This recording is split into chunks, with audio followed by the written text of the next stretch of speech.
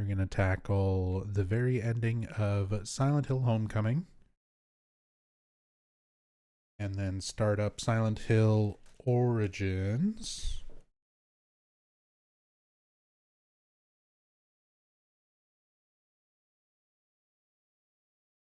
And when we last left off with Silent Hill Homecoming,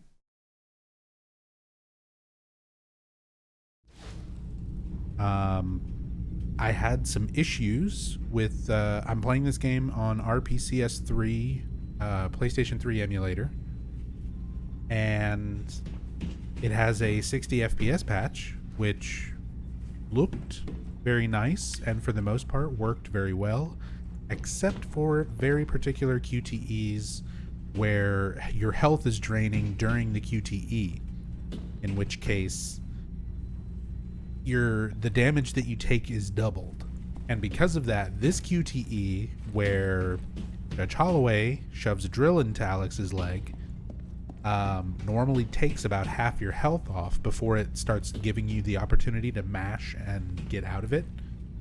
Because of that was doubled due to the 60 FPS, it would just auto kill you basically. So it took me a little while to figure out how to disable the patch and get that fixed last time, and then we started to continue on a little bit from here, and my internet died.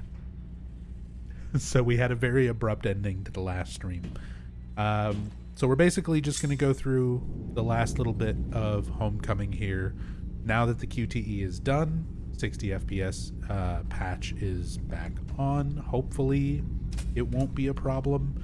I think there are some other QTEs between here and the end of the game, but I don't think any of them are the type that drain your health where the 60 FPS will matter.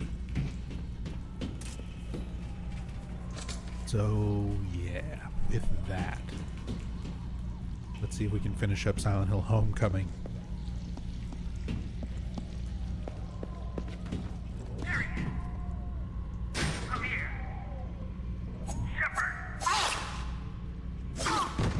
And there will be an opportunity to vote on what ending we get. We had some votes last time for the first two decisions, but there is one more critical decision, whether or not we give Wheeler a med kit.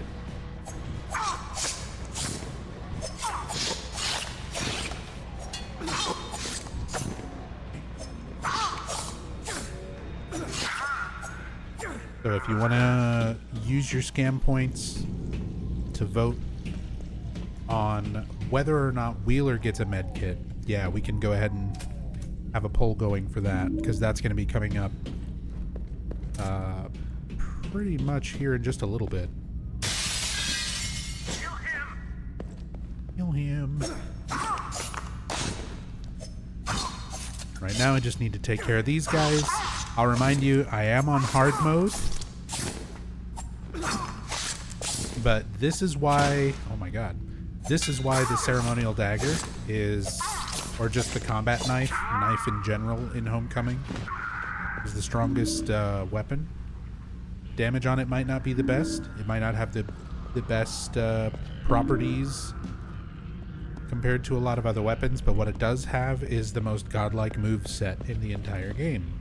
Because light, heavy.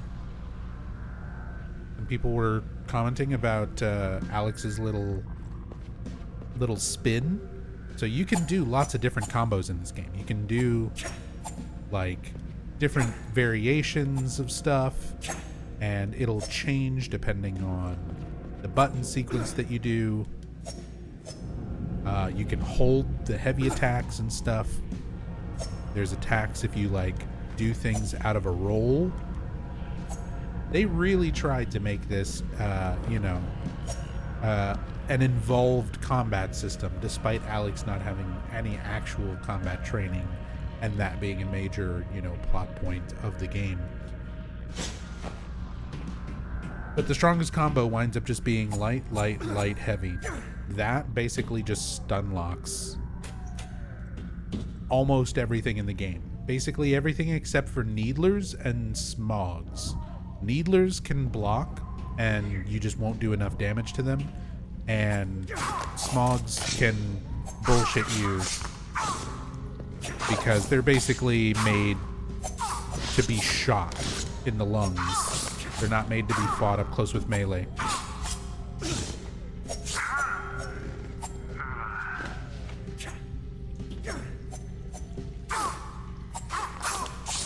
the infinite.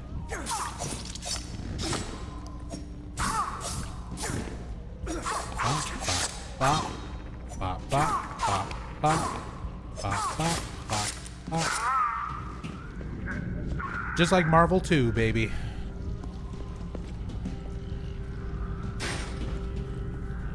A lot of you might not know, but I've got a long history of competitive fighting games. Not even joking. I've been to EVO multiple times. Used to do a lot of fighting games and play fighting games at tournaments and stuff for many years. Pretty much before I really started streaming on Twitch.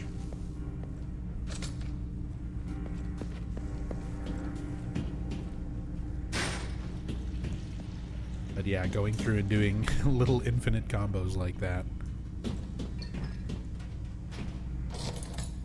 It's not difficult at all, by the way. There's not really timing to it or anything too precise. This is like one of the easiest things.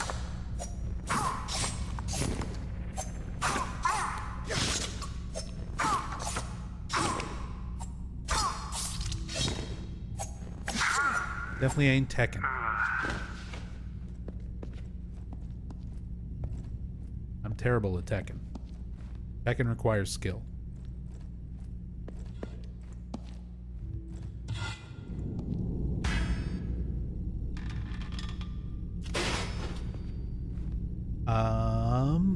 What was the outcome on Wheeler? Wheeler's getting them heals? Give him the med kit? Okay.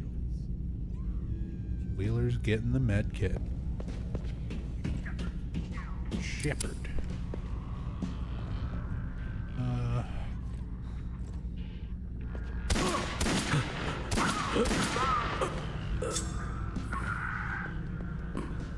couple bullets.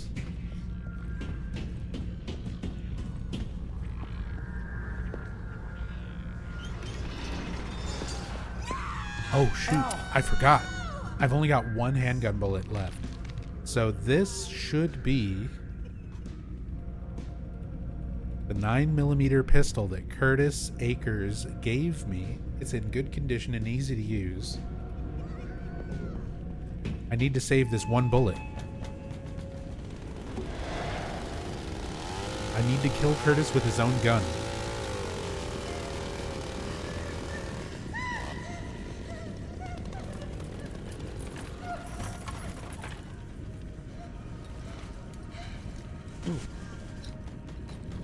These don't feel like Silent Hill monsters. They kind of just feel like guys because they are, in fact, just guys.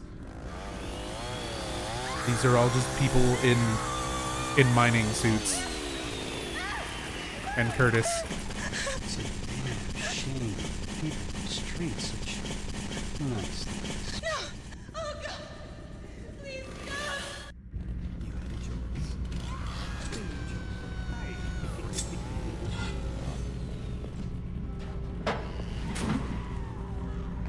Curtis over here being a horror movie villain. Yeah, he just watched the movie Hostel. And decided he wanted to do that. Reenact a scene from that movie.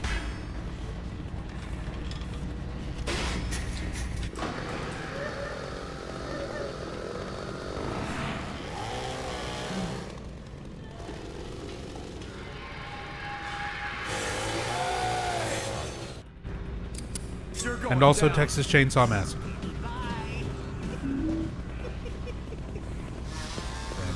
Key. Is there ammo over here? I thought there was ammo in this fight.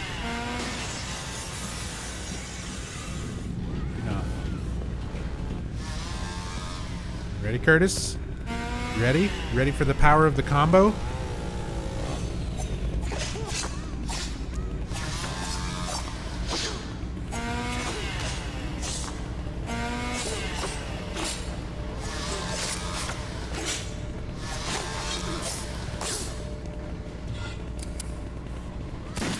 There. Your own gun. You gave me that gun at the beginning of the game, stupid. Alex. My mother. I'm sorry, El. Oh, God. I can't believe this. We gotta get you out of here. Soldiers gotta have a gun. He knew. He knew the whole time that Alex was fucking crazy and was never a soldier, and then gave him a gun anyway. It made 0 sense. So, in order to close that plot hole, we just have to murder him with his own gun. It's not Chekhov's gun, it's Curtis Akers' gun. He gave us the gun in the first part of the game. We have to kill him with it for it to make sense. That's how that works, right?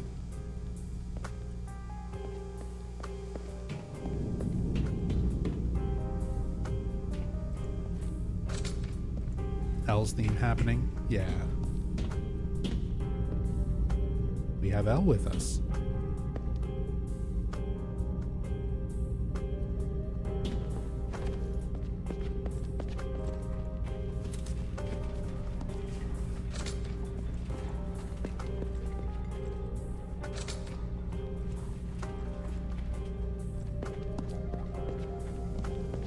Tune. Banger alert.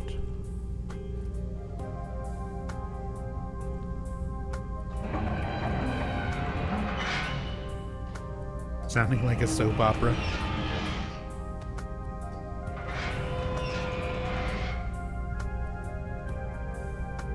What year did this one come out? 2008.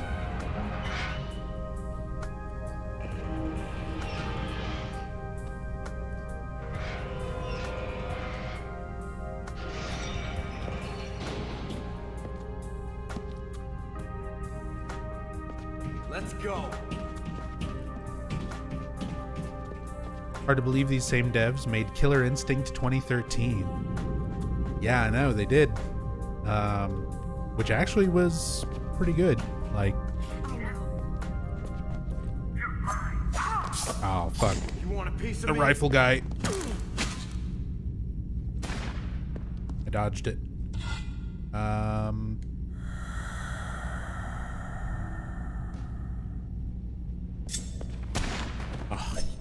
Oh.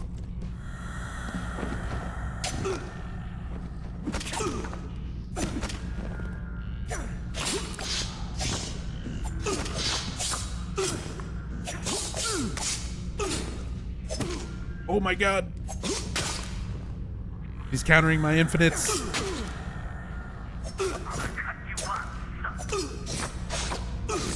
Wait your turn. There we go.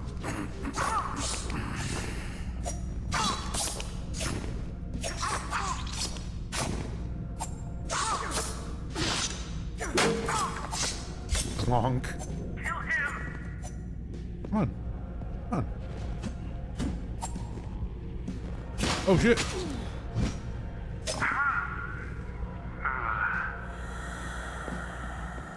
Where's Al? You good? Let's go.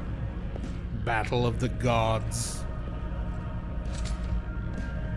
Fighting actual humans will never feel right in a Silent Hill game. I agree. I don't mind a game trying to be like combat heavy like this, but one, make it make sense. Give me a reason for the character to be able to do these things and for, you know, the enemies to fight in this way, or require being fought in this way. And two, don't have it just be like dudes. Like, it can be humanoid creatures and monsters and stuff, but yeah, fighting just like a guy in a suit who's like, kill him, trying to beat your ass. It's weird. It's very weird. But the movie, that's basically the overall excuse for everything in this game, being the way that it is but the movie. This game was weird, to be honest. Yeah. This one was trying to be the bridge between the first movie and the game series, was trying to incorporate elements of both into one thing, and I think it was a way more ambitious project than what the developers realized. Not to mention, by the time it came to actually making it, there were so many compromises and things that had to be cut. Last stream I had mentioned a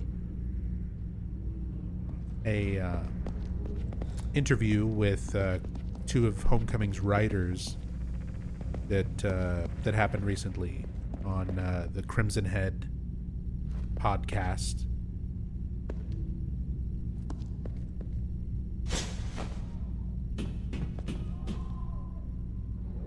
Did.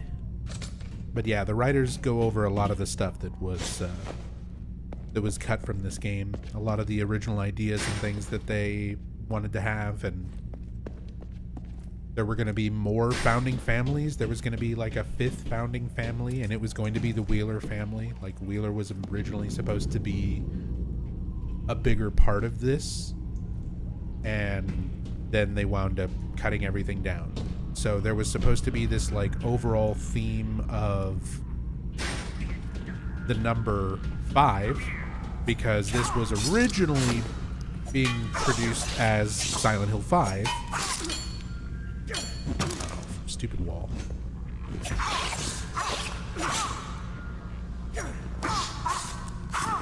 So there was like an overall theme of Silent Hill 5 and just the number 5 in general. So it was supposed to revolve around like 5 major bosses, 5 founding families. The number 5 was supposed to be really prevalent around a lot of the symbolism and themes of this one. And then they went through and designed all of these things around that concept, and then basically had someone come and tell them like, hey, we can't do that many characters and areas and models, so it's only going to be 4. It's only going to be 4 founding families now. So Wheeler's family got cut, and Wheeler got a smaller role in the game, and a lot of stuff that changed. So I think if they had been able to maybe do everything they wanted to do, this game might have turned out better. But yeah, as it stands, it's not great. Yeah, I don't drink coffee. I am allergic.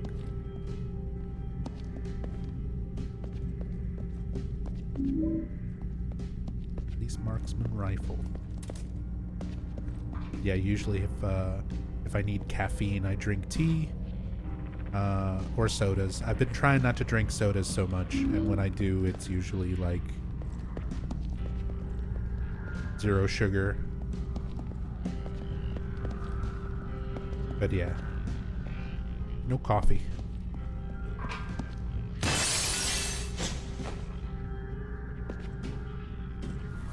All right, so we're giving Wheeler a med kit.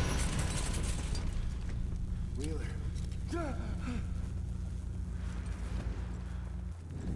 We put it to a vote. Wheeler's getting a heal. It should be stated. It's on the Silent Hill wiki. This is improper medical advice. So don't take your medical advice from Silent Hill, from fucking horror games. But if you come across somebody who's got knives stuck in them, don't pull them out. If your intention is to heal them, don't pull the knives out. Also, you could undo his straps. Like,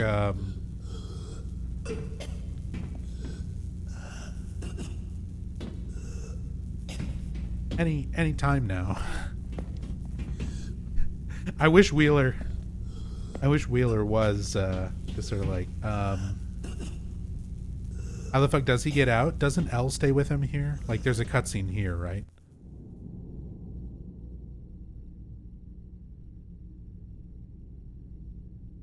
You need to get him out of here. Yeah. What about you? Get out of here. Can't. Not without Joshua. Just get out of here. Careful. I can't lose you too.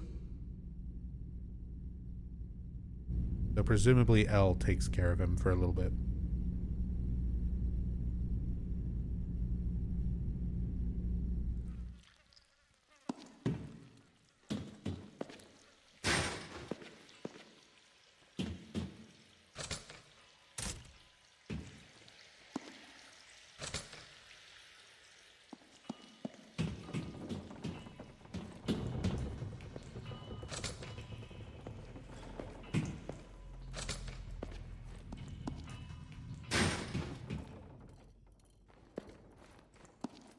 This makes sense? Yeah. Homecoming just kind of starts being weird. I mean, it's weird throughout the whole thing. He left a prior tortured lady to try and help a very injured and shouldn't be able to move guy out of some underground place. Yes. He himself has taken a drill to the leg. Elle was strapped into the table and being scared. We don't know if anything happened to her before that. Presumably she's okay, just, you know, traumatized. Just some trauma.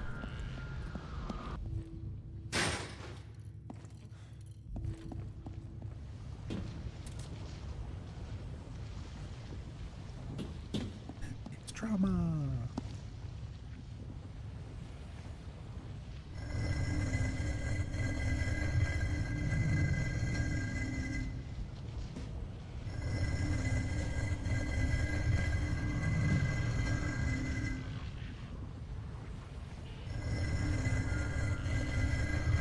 Am I allergic to peanuts? No. As far as I know, I don't have any food allergies other than coffee. And I've been told that that's like a really weird thing. But yeah. Like, I've been told caffeine allergies are more common. And most people who are like allergic to coffee are just allergic to caffeine in general, but I have caffeine in other things and it's fine. Just coffee specifically.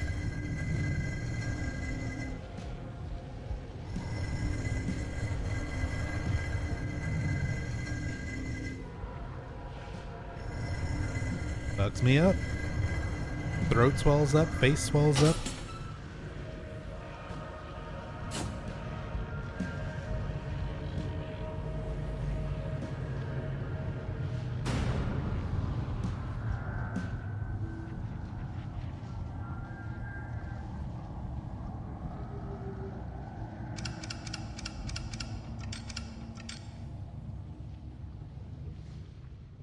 When did you find out you were allergic? It was an allergy that developed later in my life, because when I was younger, I used to drink coffee. I used to drink arguably too much coffee. And after a while, like when I initially would drink coffee, like it would mess up my stomach, but I have stomach issues from other things. So I never really assumed that it was just coffee. I just assumed that, you know, that was it. And people always talk about like coffee making you need to shit and stuff like that. So I just assumed that went along with coffee. Like I was like, okay, this is what drinking coffee feels like.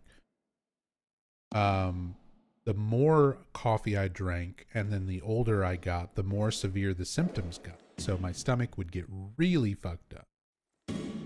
And then more and more as that would go on, it eventually got to a point where it would affect my throat and my face. So I can remember being out with some friends at a point where I drank coffee.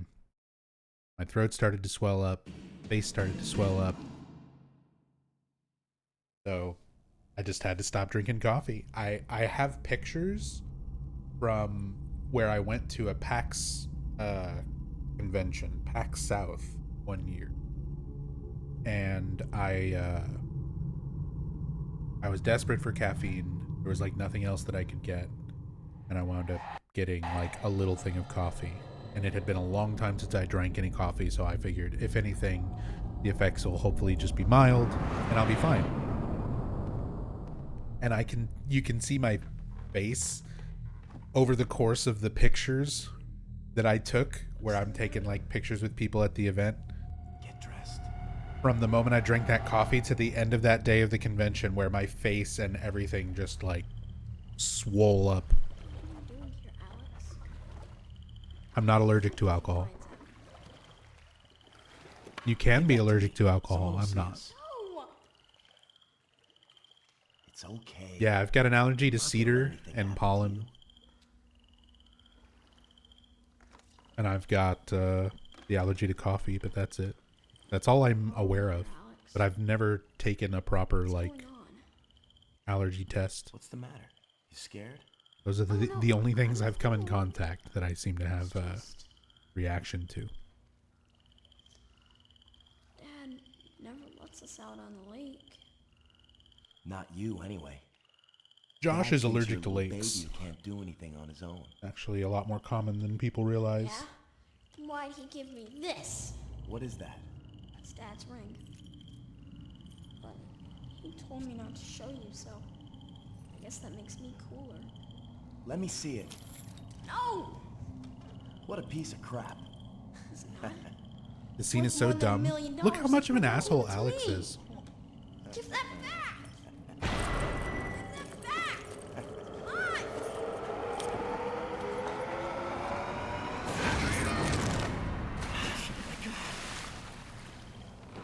Josh! Josh!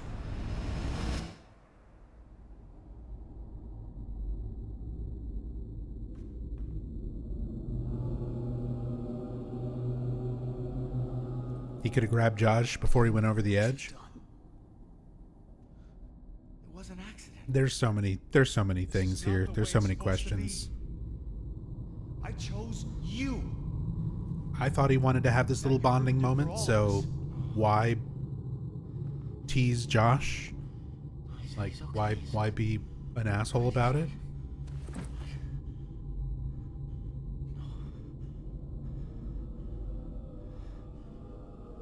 And then, even if Josh died, and Alex is supposed to be the, like, sacrificed child, can he not also still just be sacrificed? Couldn't they have still done it? Like, yeah, it would have sucked because they don't have any kids, but isn't that more on Alex's father for not following through with it even after Josh died? Then they lose the family and no one for the next round. True.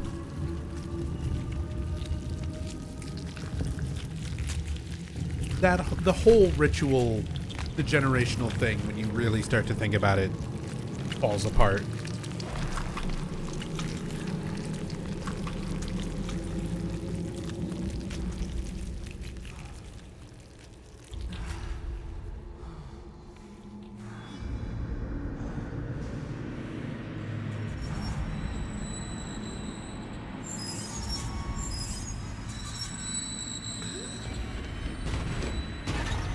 Was it supposed to be the firstborn or something? That's what I'm saying.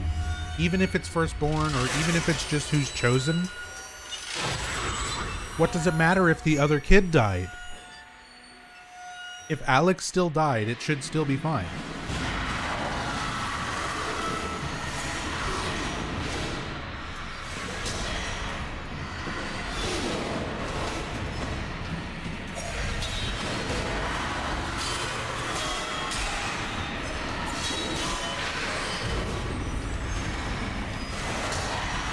So anyway, now we have to fight this giant vagina spider. The giant, pregnant spider with a tube.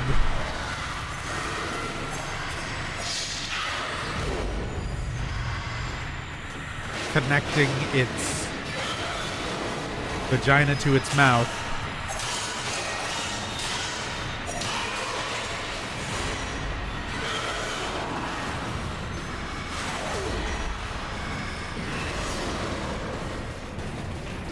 Because Josh liked spiders.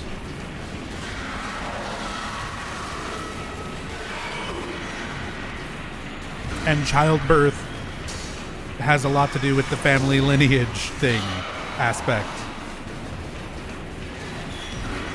And vaginas. I hate this fucking boss. Oh my god, I hate this boss so much.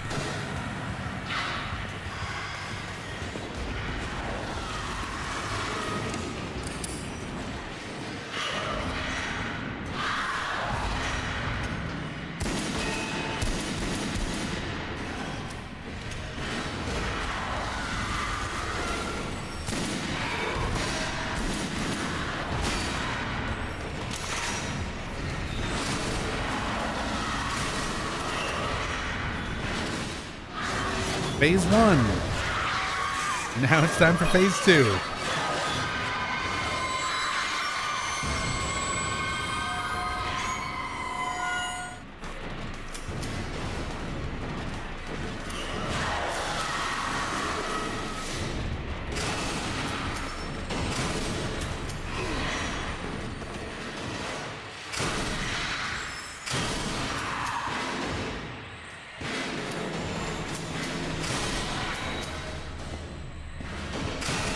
It falls apart when you try to keep it an adult secret. It also falls apart being every 50 years.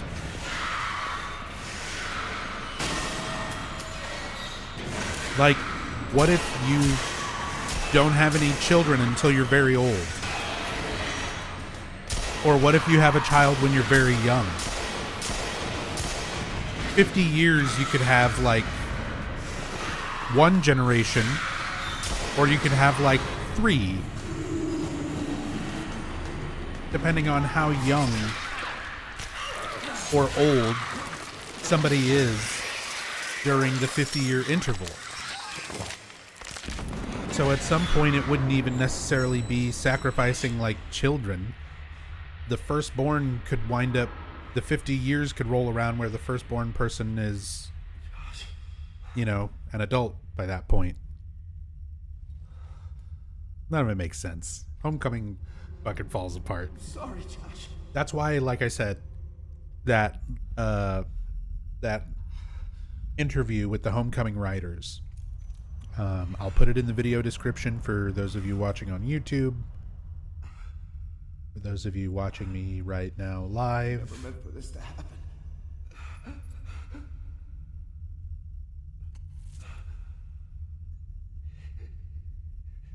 Here, buddy. Take this. There's the link right there. So the writers talk a lot about the story and a lot of the plot holes and how they originally had some things planned for some of it, but then there's also very questionable things that they don't really have answers for, or that doesn't really work. It's a combination of confusing answers and information, but it's interesting nonetheless. Definitely worth a listen to if you're interested in Silent Hill Homecoming, learning a little bit more about it from the perspective of the writers who worked on it. I'm a police officer from Brams, the next town over.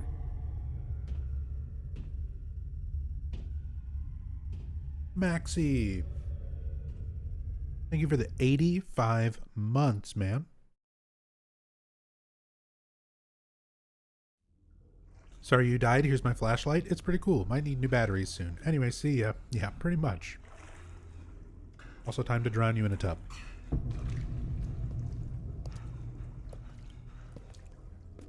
See? In water ending. Your sacrifice will save us all. Joshua will be safe to carry on the family. Your sacrifice will save us all. This is the alternate timeline of Alex should have been sacrificed this way.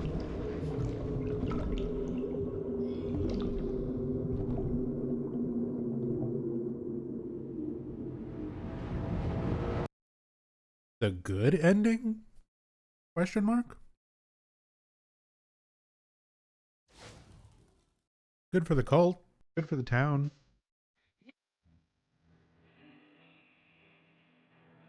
Not so good for Alex. Costume unlocked. Yeah, this game's got costumes. You can dress up as a doctor. You can dress up in the miner suit, which is what I just unlocked. You can dress up as Pyramid Head. You can be Alex without his jacket on. Just his plain black t-shirt underneath. And you can be dressed up as a police officer. That's about it. Excited for the Silent Hill 2 remake, or are you skeptical of it? Extremely skeptical. I'm holding out hope that it'll have some, good things, but very skeptical. Very, low expectations. I'm going to let this play out. I'll be right back. And after this will be Silent Hill Origins. Back in a moment.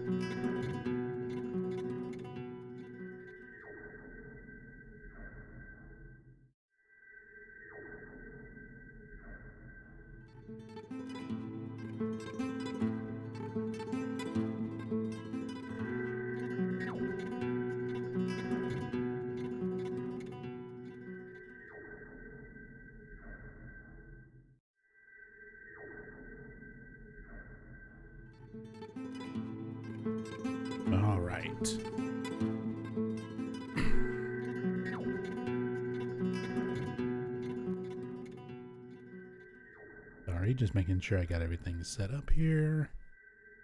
Here we go. Silent Hill Origins. I'm playing this once again through emulation. It's just, it looks nice, it's easy to capture, easy to stream. I own this on pretty much every platform, but well, it only came out on PSP and PS2.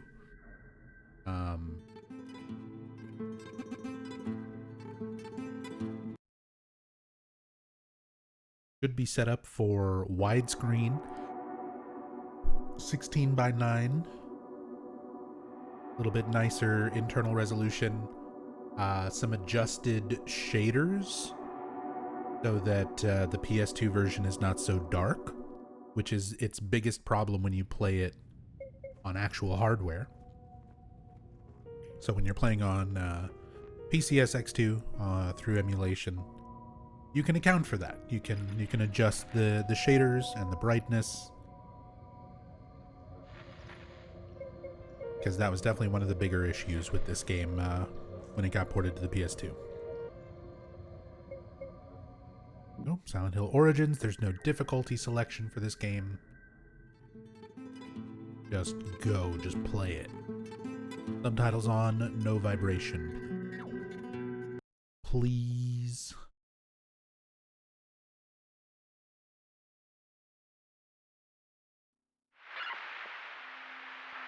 Who'd I just pass there? That you, good buddy? Treetop tall and wall to wall. Travis, you messed up son of a bitch. What you doing on my road? Late on a gig, bud. I'm taking the shortcut past Silent Hill. Stopping for coffee as soon as I hit Brahms. I'm beat. Bad dreams still keeping you awake. I told you, man, a girl or two would go a long way. Sleep like a baby with a chick in your cab. Guess I just don't meet the right girls, bud. Maybe if you weren't always blabbering about losing your parents when you were young, how you don't even remember how, why. Hey, chill. You don't see me bringing up your issues. No need. My old lady keeps me fully informed of my feelings. The girl keeps notes. You mean she hasn't left you yet? Any day now. See you around, Travis. Take it easy. 10-4. Catch you later, buddy. Gotta love it. The other truckers are fully aware of Travis's issues. Ain't no trucker trauma dumped on another trucker for a conversation like that to happen.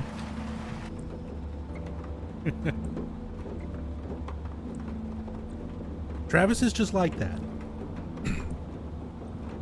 He'll just talk about his childhood trauma to fucking anybody. That's why the other guy was like, maybe if you weren't always blabbing. It's not like he asked.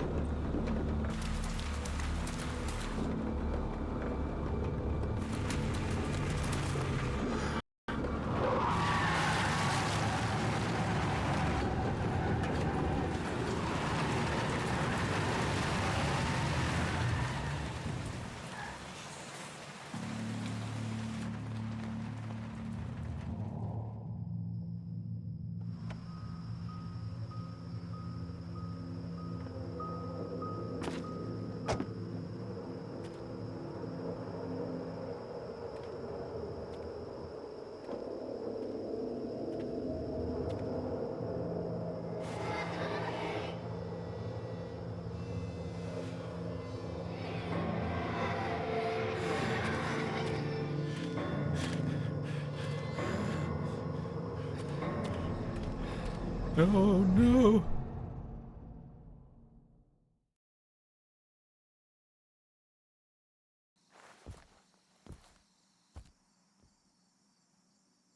RE2 Remake looking different. Two sides to every story.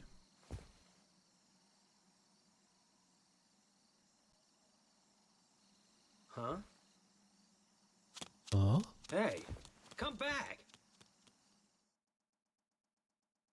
Now there's a lot of things that I'm gonna say are probably negative. I've got a lot of gripes with Origins. none of those gripes are this song.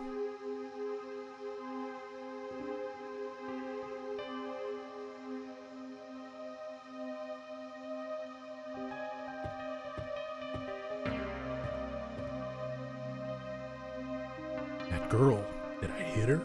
I need to catch up with her.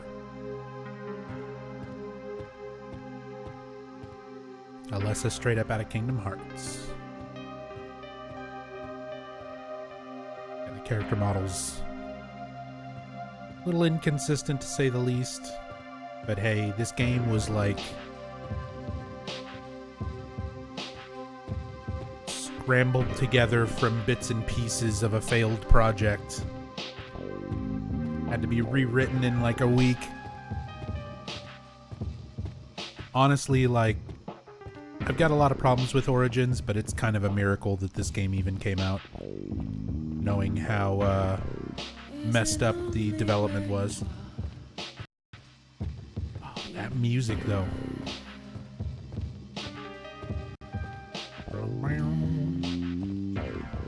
Does the darkness know your name? Does mine? What's it like? Can you feel? She said her blood turns to ash.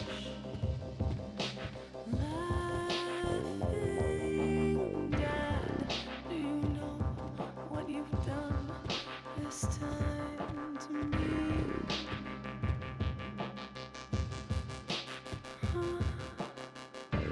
Burning eyes, can't forgive you. Lonely moon drives on, and deep in me, your illusion, what you see. Forgot how much this song fucked. I know. I like don't even want to just talk over it. I'm just gonna kind of walk along here and let the whole song play out. Origins, like this intro is pretty good.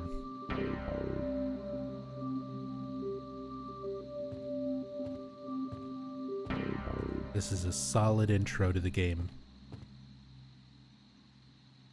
Did you have that dream again? Release. Love it. They're like, oh, you thought the song was over? No.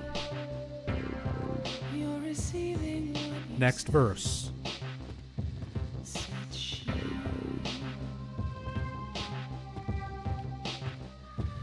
Never mind. Emptiness, dead eyes, and lost. Noticing a pattern, most Silent Hill games after 4 have budget issues. Maybe there on the edge is your hope, but you don't look down. Yeah, Konami definitely wasn't putting as much into them. All of the games ever since Silent Hill 1 have been progressively selling worse and worse. Nothing is my mind unclear. This one got particularly fucked over though. Yeah, true. Would it be This one, the budget was exceptionally fucked over because originally this was being developed by Climax Studios in the United States in Los Angeles, and the progress that they made during their time with they used up about half the time and budget and made an over-the-shoulder action shooter with a story that was loosely based on the TV comedy Scrubs. And it was so bad that Konami canned it, and they sent the production over to Climax Studios in the UK to try to salvage what they could from the first team's attempt and then finish it in a better state than what was planned. But they only had the same remaining time and budget that was left over from the first attempt. Most of the time in a situation like that, a game just doesn't come out. Not fine. A team just fails at releasing something playable.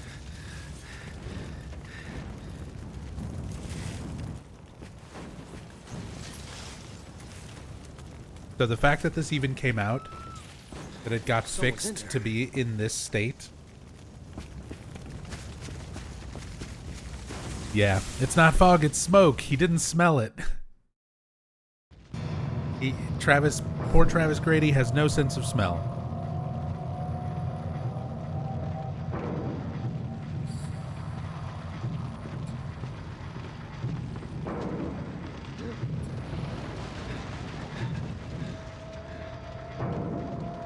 Makes you wonder how jacked up the first version was. There are some gameplay demos and stuff that are out there on the internet. Some of those early gameplay tests and things, early demos. At some point I'll have to track those down and stream them. Painting a Pyramid Head there. Pyramid Head was originally supposed to be in this game. That was one of the things that got changed when development switched hands. And they turned Pyramid Head into the Butcher, who still might as well just be Pyramid Head, to be honest. He's so similar, like, it's almost like, why bother changing?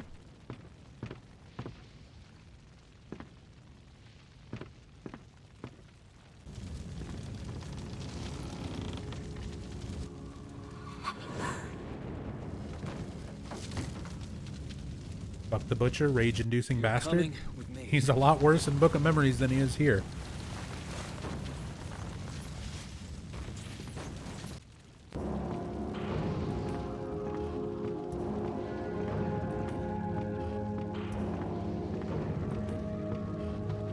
Come on, beef jerky.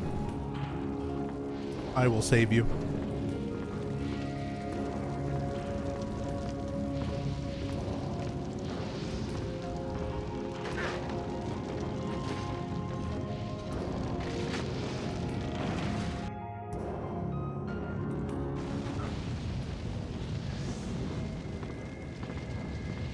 Whoa. God, I wish this game had tank controls.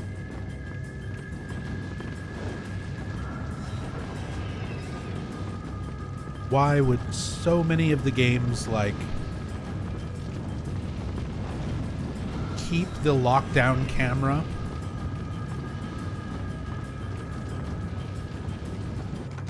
and not give you tank controls as an option for movement?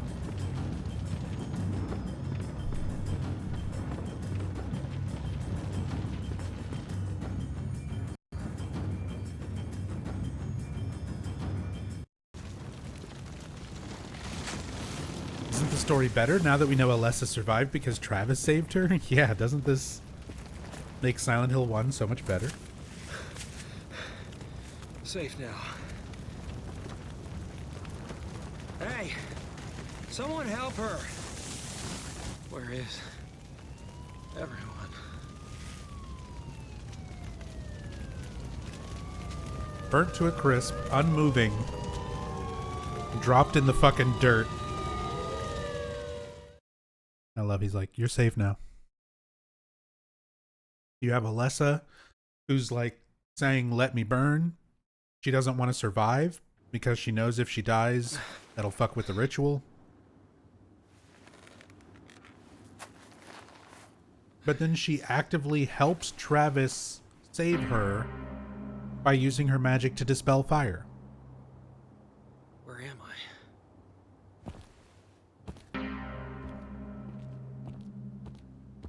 Again, they had to rewrite the fucking... They had to remake this game Silent Hill. with half the budget, half the What time. happened last night? That girl. Sam Barlow rewrote it in a week. Did she make it?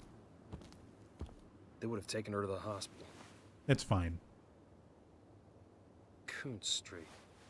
I need to see if she's okay.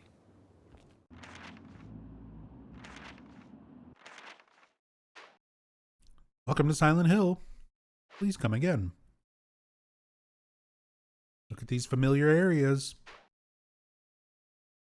And very unfamiliar areas. So we're right now right outside Alchemilla Hospital. So this whole area is in Silent Hill 1. If you keep going up this road here where it says to Central Silent Hill, eventually you would hang a left and go towards the drawbridge. And that would take you over to Central Silent Hill, where the first part of Silent Hill 1 takes place. Post office and Andy's books right across from Alchemilla Hospital. That's where you fight the float stinger, the big moth on the roof in Silent Hill 1. So this is all that area from Silent Hill 1. Crichton Street and Cooten Street. Yep, that's all from Silent Hill 1. The street names are all named after authors and directors. And things like that. That's all from the original game. And then you have this whole section of the town that's all been added in for Origins. Like nothing south of Kunt Street or east of Wine Street. Like none of this was here in Silent Hill 1.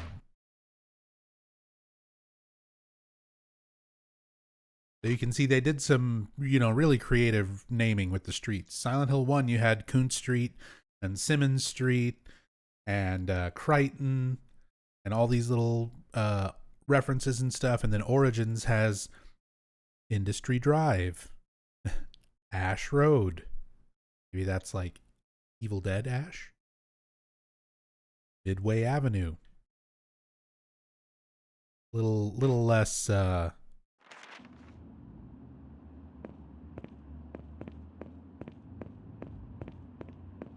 little bit less following the theme. It's not sticking with the naming convention.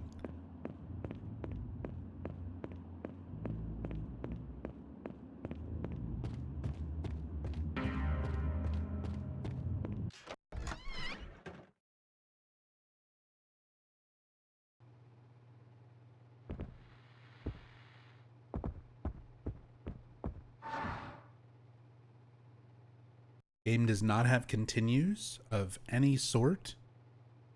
If you don't have a save made, there's no auto saving of any kind. So this is one of those make sure to save your game every chance you fucking get kind of games. Alchemilla Hospital, laid out pretty close to how it is for Silent Hill 1. But this is the origin of Silent Hill 1. That's how it was marketed. This is supposed to be like a prequel to the original Silent Hill, but it's full of plot holes and doesn't really make sense as a prequel in a lot of ways.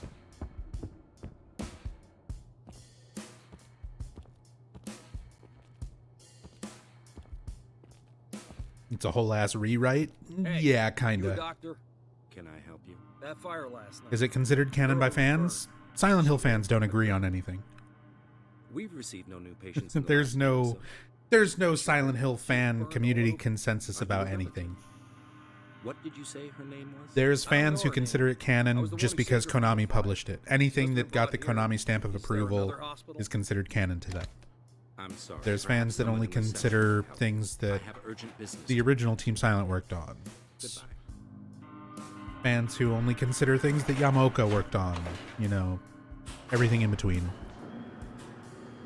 Strictly from a logical standpoint of the story that was established in Silent Hill 1 and the story as it's presented in Silent Hill Origins, this is not a logical prequel to the established story.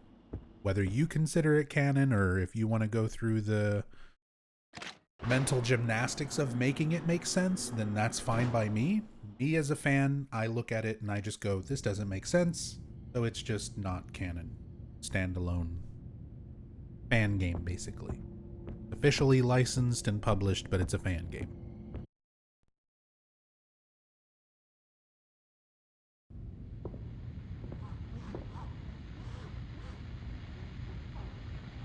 Yes?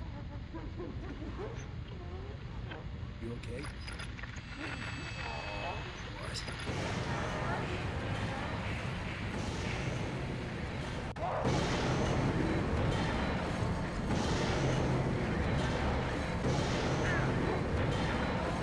QTEs! I can't wait to do this in Silent Hill 2 Remake! I mean, this is kind of what the Silent Hill 2 Remake combat trailer looked like. Stiff melee animations, QTEs. The gang's all here. It isn't Silent Hill without sexy nurses. God. Just once. Just once. Let's do something different, right? I know everyone loves the sexy nurses. You can sell so many fucking t-shirts and posters, and there's so much merchandising around the sexy nurses. But like, if they, like, let's be real, a lot of people were saying they would have, myself included, they would have rather had a Silent Hill 1 remake instead of a Silent Hill 2 remake. But let's be real, if they remade Silent Hill 1, they would turn the puppet nurses into sexy nurses. They'd probably turn the fucking doctors into sexy doctors.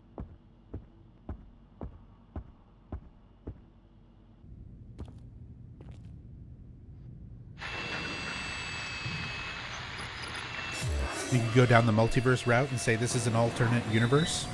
True. And if people want to take it that way, that's fine. If you just want to look at it as like, yeah, whatever. There's already weird shit going on in Silent Hill. Why not multiverse? Where things are slightly different. In this universe, Alessa is evil.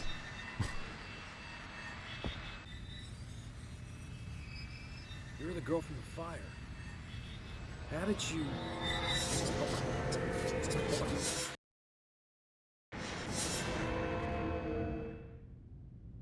I'm seeing things. This ain't right. This ain't right. That scalpel. Those lungs.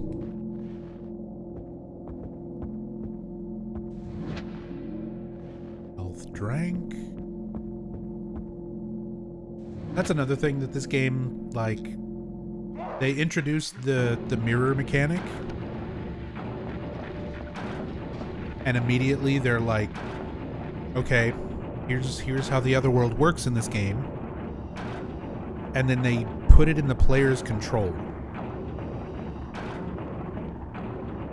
So, unlike all the games before this where the other world, well, I guess you have some control over it in Silent Hill 4. But 4 is such a strange specimen compared to the rest of the series in aspects like that. But giving the player, like, the control over when you go to the other world always felt really strange to me. It felt like a really bizarre choice in this game.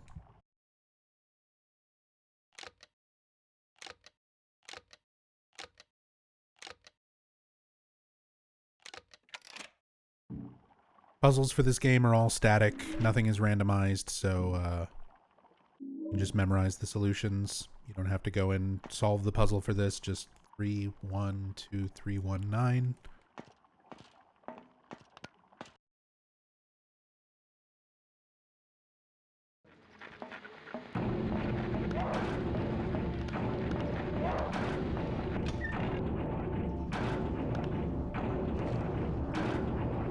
Hammer. Of course, that's the other aspect of this game. Breakable weapons. The weapons break, so there's just weapons littered around and you can just pick up and carry. And usually by the end of this game you have a fucking pocket full of portable TVs and hammers and jars and filing cabinets, IV drip stands, and like everything. But then at the end of the day, you honestly don't really need weapons. I've done fist-only playthroughs of this game, and if you do like knife-only in Silent Hill 1 and like plank-only in Silent Hill 2, it's pretty challenging. Like, it's hard to beat those games under those limitations. playing this game and doing fist only, there's no difficulty setting, like I said, so it's only one set difficulty. It's honestly not that bad. Fists are decent. They're fast. They stun lock most enemies. Even though they don't do a whole lot of damage, as long as you hit first and keep up, you know, your combo, keep hitting, and don't get overwhelmed by multiple enemies, then getting through this whole game without weapons at all is like not even that big of a deal.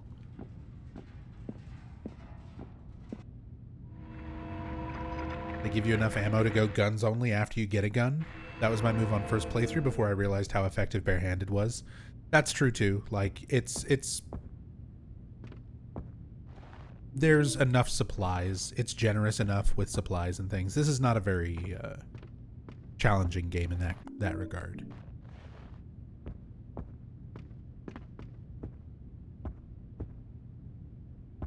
What about the cleaning products? Why Homecoming is hated?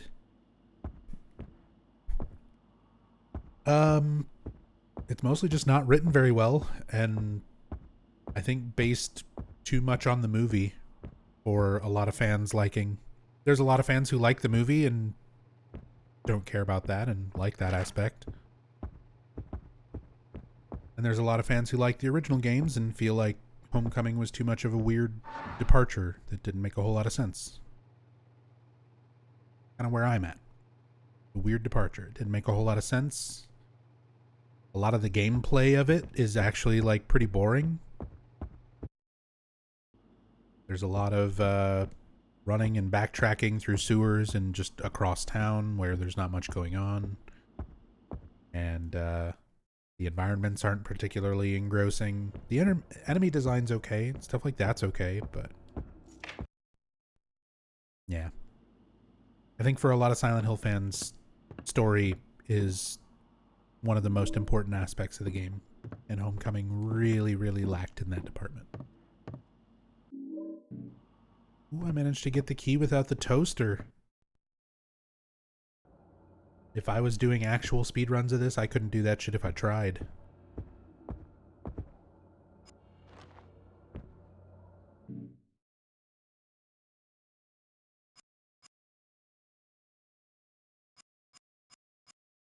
Sure, I'm keeping up with everything I've picked up so far. We got lungs, we got heart, we got liver, and now we can go in the exam room.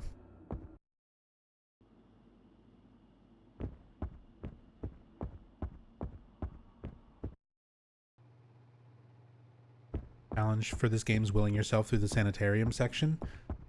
Again, even with experience like speedrunning this game and kind of learning my way through these areas, I can't stand the Sanitarium. I dread going through the Sanitarium in this game.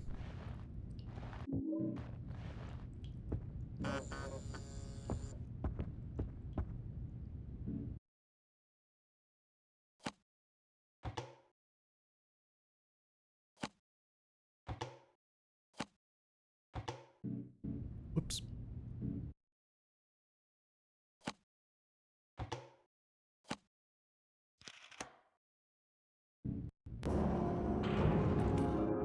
Boom. That fucking music just kicks in out of nowhere.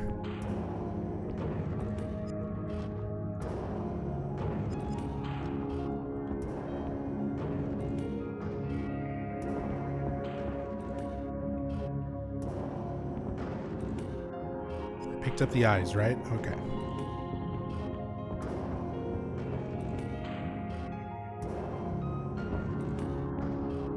Sanitarium is so massive, but you end up only entering about 30% of the rooms. And it makes you take the longest possible route to get to them. Yep. And it's very specifically designed for you to have to go through the mirrors and through that long route like multiple times. Where you have to go up and like flush the key all the way down.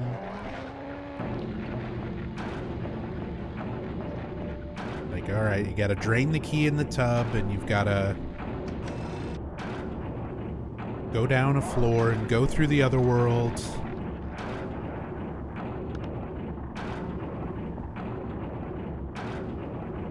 It's artificial. You can feel the artificial padding because it was a PSP game. They needed to pad out how much gameplay you got out of it.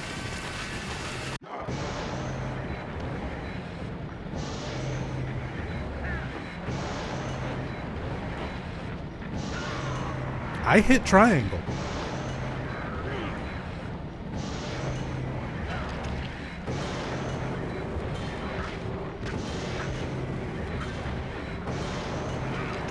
Oh my god.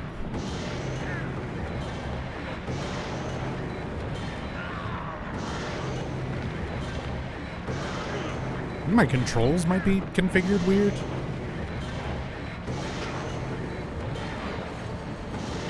Okay, no, I got it. They're switched around. Get him! Oh my god.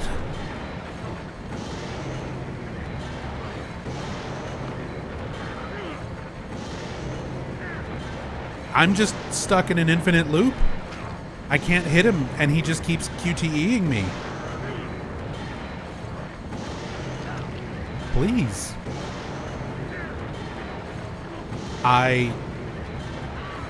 Why can't I hit this fucking enemy? Can you fix that? Yeah, probably. If I don't just fucking completely die right now.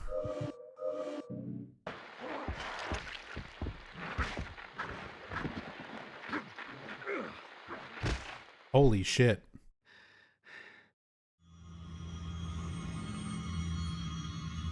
I was just like stuck in a loop. I was mashing to attack or move out of that corner. And it just kept doing the same QTE over and over. That's insane. You. I've run this game and played it I don't know how many times, and I think I've ever gotten looped like that many times. I feel like I'm playing Street Fighter 6, just getting thrown against a wall.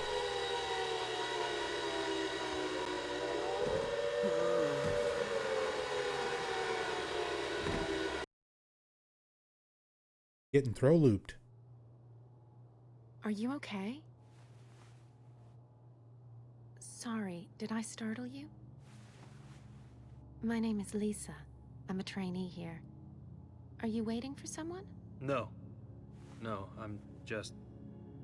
Well, I'm done here. Name's Travis. Nice to meet you, Lisa. You sure you're okay? You look a little shaken up. Speaking of nurses. Sorry. It's No, Lisa. It's okay. Kinda. To be honest, I've been a little off all day. I was in a fire last night. Is anybody a big fan of Origins, The Lisa? fire in the business district? How The awful. accent, Texas, I Lisa. heard about that. No one knows how it got started. And that poor girl, Alessa Gillespie, to die like that. Alessa? She died? Yes. Sorry, did you know her? No. But... never mind. Well, I have to run. Dr. Kaufman wants to meet me over at Kaufman. Sanitarium. And he'll He be says his mad name if I'm late. correct. Maybe see you around? Take it easy, He looks Travis. nothing like You Lisa. too, Lisa. If it weren't for the outfit, like the nurse's outfit and the red cardigan and stuff, if you just showed me that character, I would not assume it was Lisa.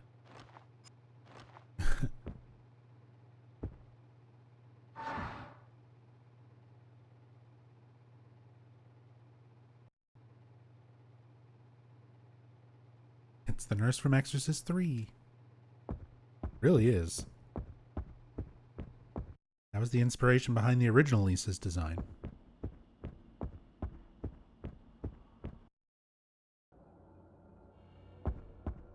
And I can tell you no nurse would wear high heels to work. I imagine. Although this takes place in the 70s. Back when you could still, like, smoke in hospitals and shit, too, so...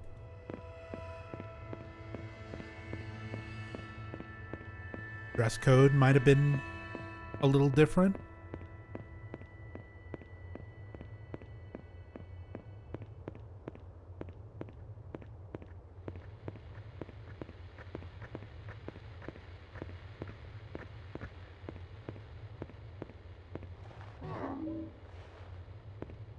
these energy drinks. This game has well, all the games up to this point have a stamina system. The amount of time that you can run before you start slowing down. Stuff like that. But this game actually gives you items. So like right now, you can see Travis gets tired and starts slowing down. You can use energy drinks to make him start moving fast again. Or you can just keep running and ignore him, and eventually, there, he starts running faster again. So they're weird. Like, situationally, very specifically, the energy drinks can be good, but if you're just kind of playing casually, they never really matter too much.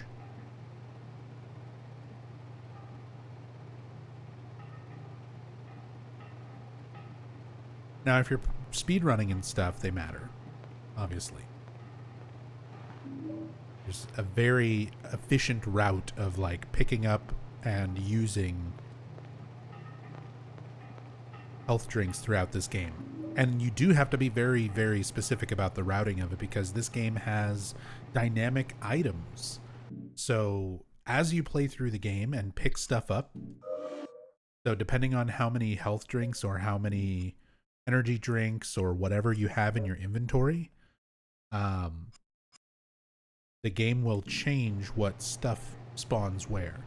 So there are some places where it might be a health drink or it might be a stamina drink, depending on what your inventory has.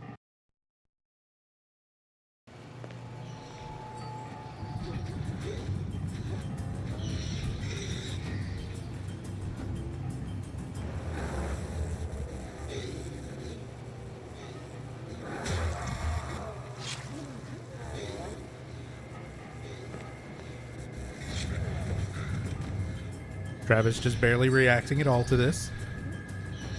The nurse also is just, what was it doing? The nurse just sitting there before. Meat cleavers don't do that? Yeah, the butcher also stabs into things with like the top dull end of the cleaver. This game is a masterpiece, what I'm trying to say. And if you have complaints about it, you're just a hater. You're just a nitpicking, gatekeeping weeaboo who only likes Japanese developed games. Hater. That's the truth. Sorry. I swear on Eddie's van. True.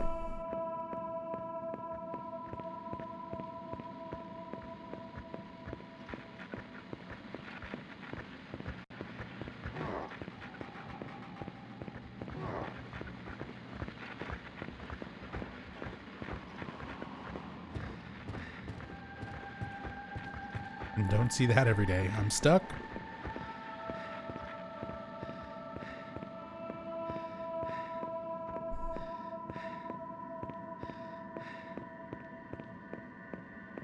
Love sipping that haterade.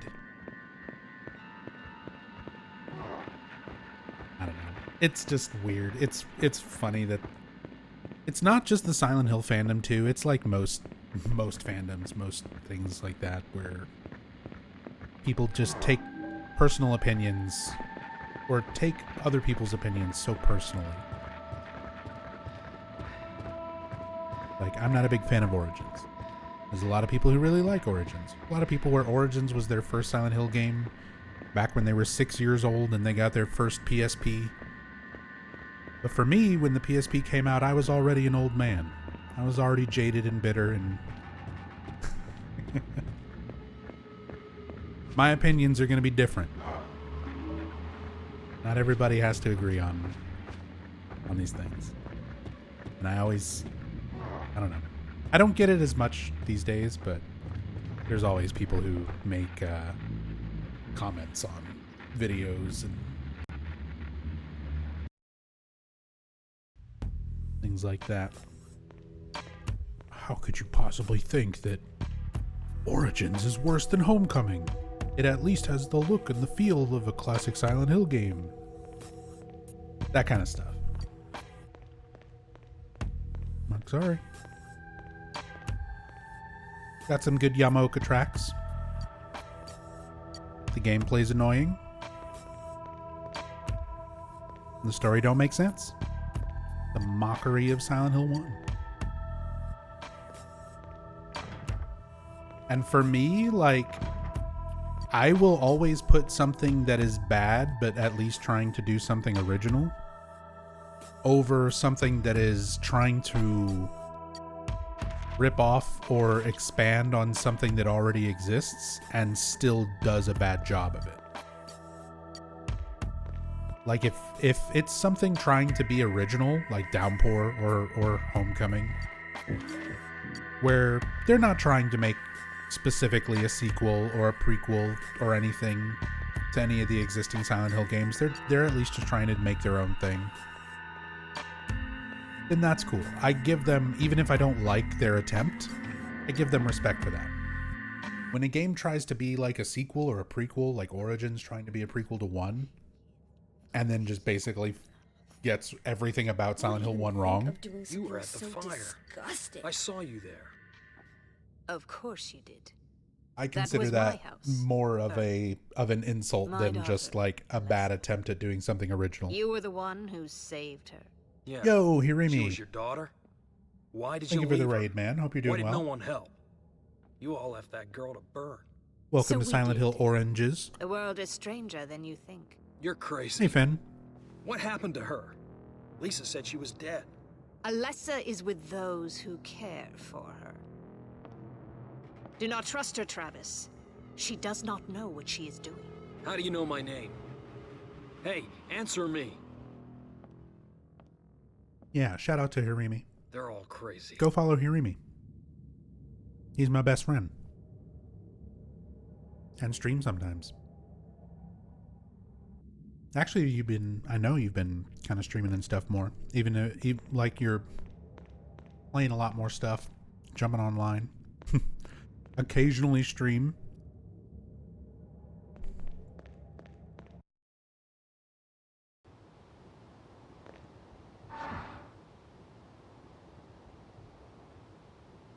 That's okay. I'm an occasional streamer too.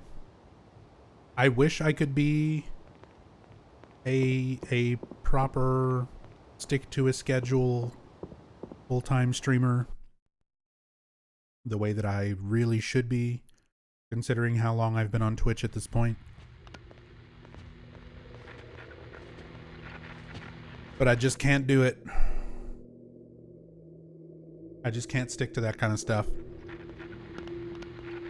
I'm not good at abiding by schedules and things.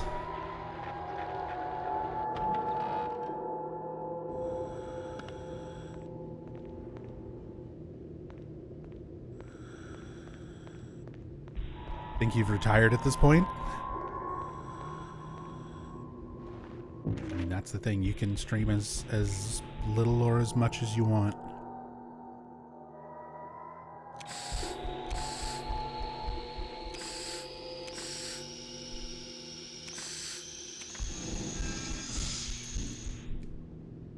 But you also have to do like a full-time job on top of that, where you're also constantly talking to people. So the appeal of like then spending your free time playing a game and talking to people. It's hard to have the energy for all of that.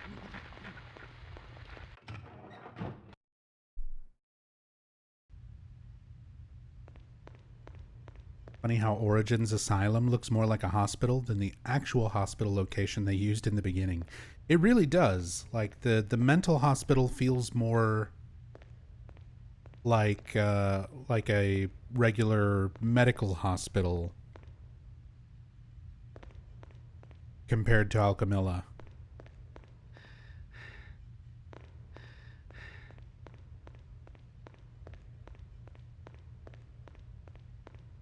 You are not wrong.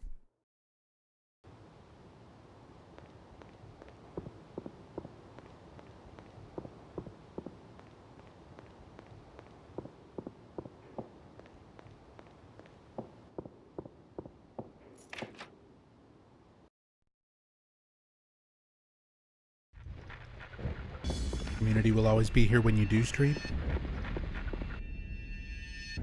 As long as I stream Silent Hill. Or Peggle 2. There was a lot of requests for Peggle 2 at the start of the stream. We're gonna have to play Peggle 2 at some point.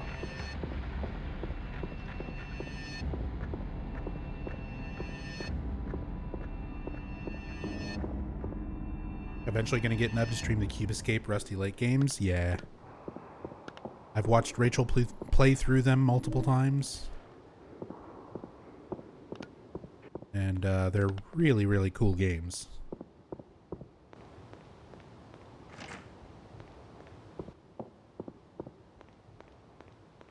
Or Alive by Nighttime.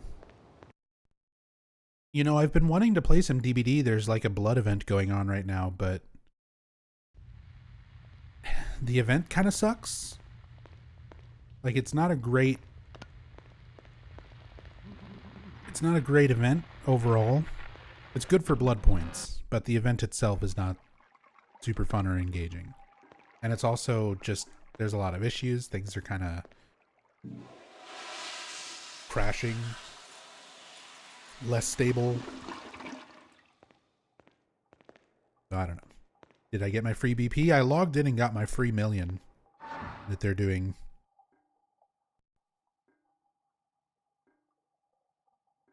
But yeah, I haven't really been streaming it.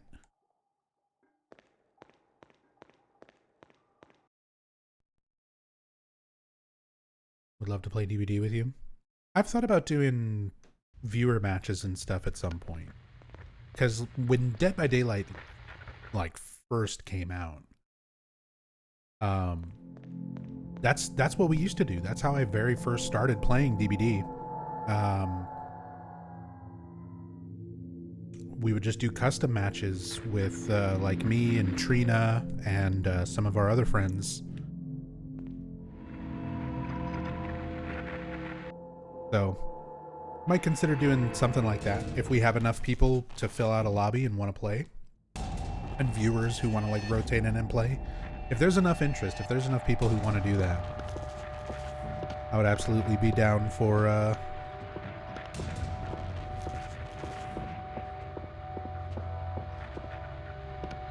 doing some games. Megmain, you're down for customs? Hell yeah. No sweat, just fun builds? Exactly. It gives you an opportunity to just kind of like play around and do stuff you can't normally do in like public games. Like, you don't need to completely throw where, you know, people just aren't playing the match out. But yeah, people also aren't necessarily playing super sweaty or playing to like make the experience annoying for someone else. It'd be a little bit more fun.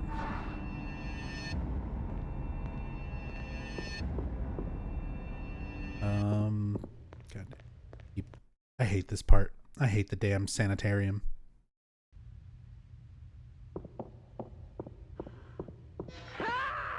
I've always hated you. You and your I've always hated you. You and your stupid hospital. Where everything looks the same. Stupid fucking mirrors are all far apart. I've always hated you.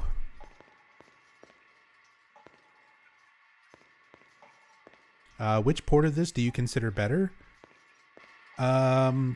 If you're emulating the PS2 version, the PS2 port, because you can brighten it up and make it look really nice, or at least a lot nicer than it typically does. But yeah, if you're playing on actual hardware, like consoles, ooh, I don't know. That's really personal preference, because there's some pretty noticeable like visual differences between the PSP and PS2 version. Obviously, the quality of the models and textures and lighting for a lot of things is pretty noticeably different. Ow.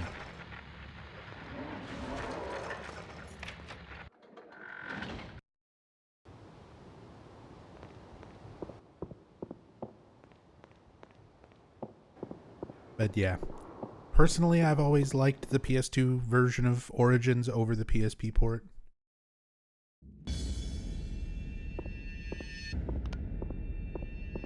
And then, especially when emulating, because you can just make it look even nicer. Am I going the right way?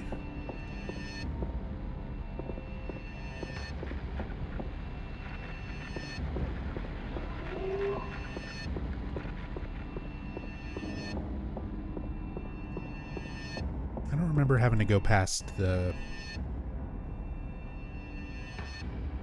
enemy there.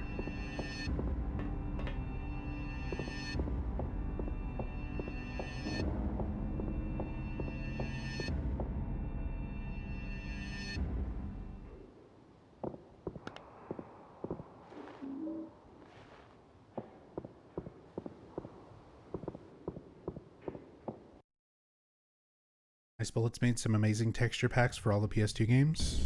There are 5, I forget.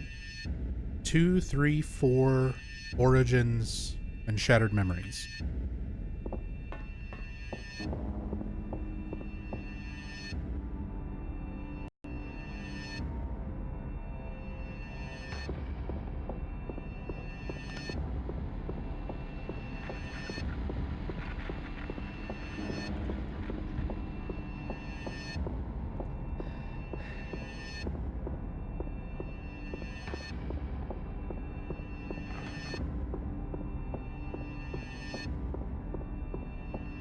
To be honest, I play the PS2 version and it's pretty rough. The PS2 version for Origins, you play it on console typically. Never recommend it to anyone. But at the same time, like, if you're trying to just sit down and chill and play a video game, not many people want to sit there with like a fucking PSP, like sit there and look at a little screen. That's what this game was designed for, but I don't think that's necessarily optimal for most people when they're looking to sit and play through the game. Now, that's another one of those things where it depends on what kind of hardware you've got. If you have, depending on your model of PSP, you can get video out cables and just plug it in to a TV and use your PSP as a controller, basically.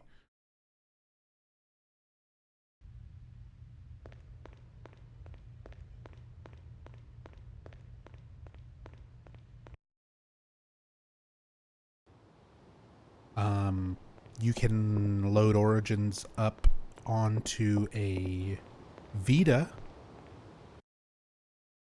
or a PSTV and play it that way.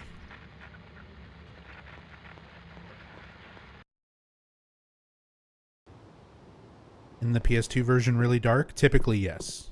But like right now, I'm playing the PS2 version through emulation, and I've got it brightened up through the emulator. You can see these sections where my light's off, how dark it still is, even despite that.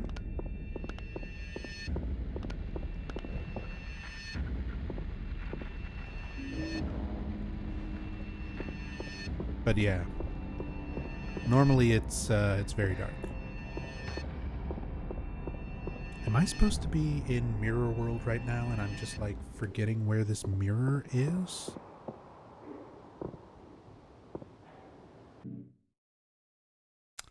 I hate getting through this area so much. Patient Belongings Room. Advanced Darkness. Belongings is first.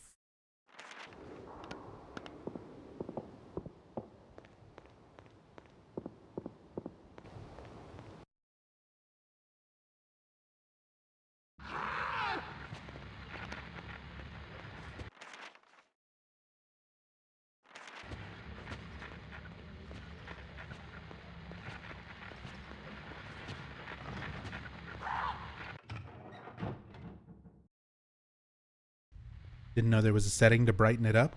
Yeah, so if you're on PCSX2, you can go into it. I forget what it's called, like shader extensions or something. There's basically some shader settings that you can go through and tweak to brighten the game. You can change the contrast and tweak the colors and stuff. So if you're willing to do that and kind of mess with your emulator settings, you don't have to worry about the darkness.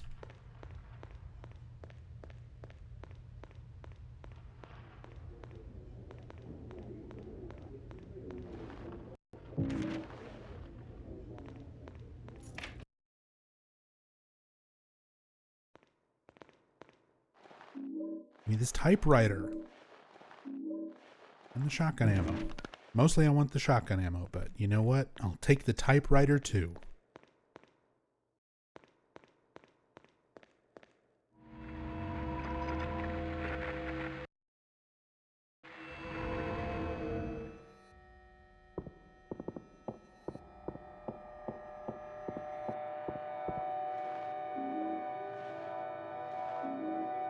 Shotgun.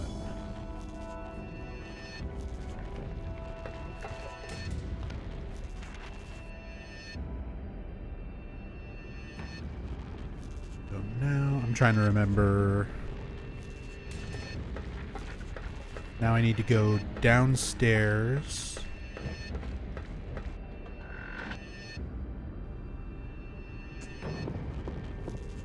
And I should be able to get the key in the grate in the basement.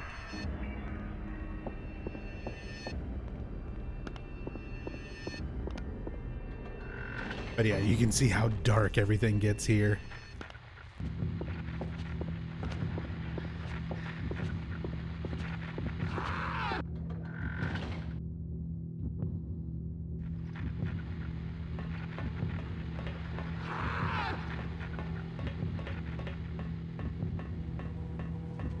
Oh, whoops, this isn't it. God, I hate the sanitarium.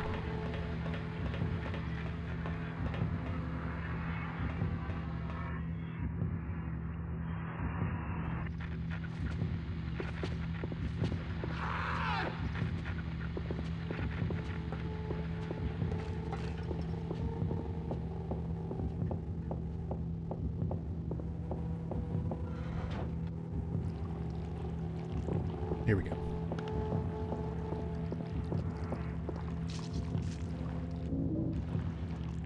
Interview archives key.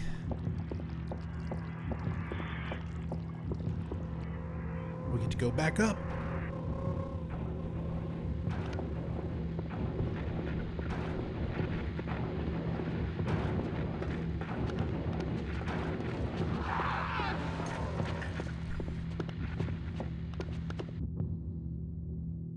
Yeah, that winds up, the dark, you know, how dark everything is winds up being such an issue with Origins, just because you really don't have to fight hardly anything as long as you keep your flashlight off. Most enemies, like, they're not going to notice you at all, or won't react fast enough to oh my god, my allergies.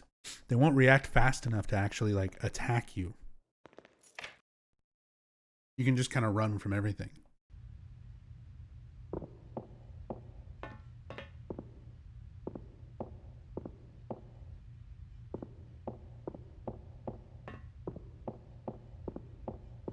All right.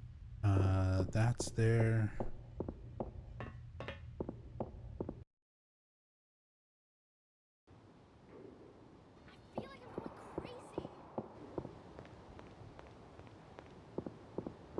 Without the dog costume, it's not lore accurate. True, Origins has got some really good New Game Plus stuff. But I had to reinstall all my emulators and stuff, and I don't bother backing up save files because I play through these games all the time. So I don't have New Game Plus stuff unlocked right now.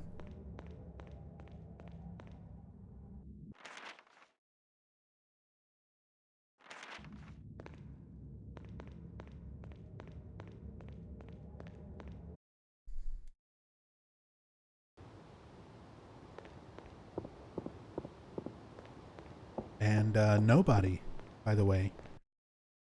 Even though it might not be lore accurate. Thank you so much for the 66 months and the Prime sub. Very much appreciate that.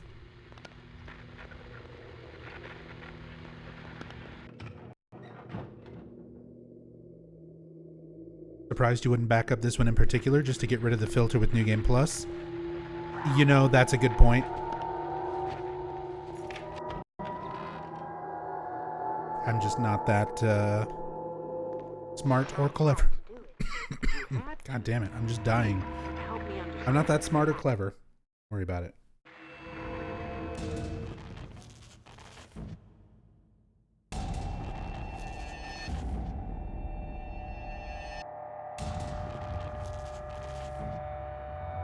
Sorry about that. Make sure to take your life-saving medicine.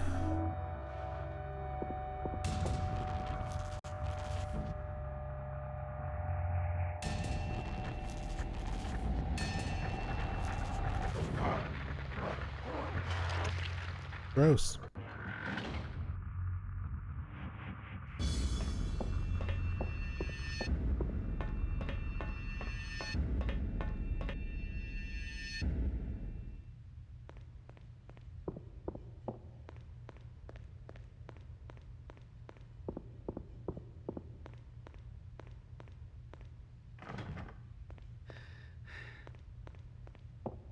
I know, Travis.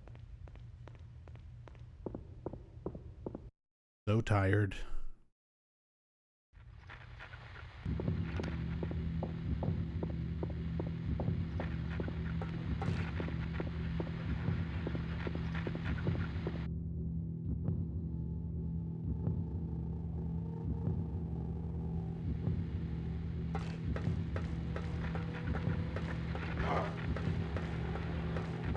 See, this is what I mean. There's so many of these sections where it's just like, even after years of speed running this and learning like where to go, it's like how many times am I going up and down staircases that look so similar but are not the same, or those long hallways where there's like an enemy or two just kind of wandering in the hallway and it's just like a long straight shot from one end to the other and they just look fucking identical.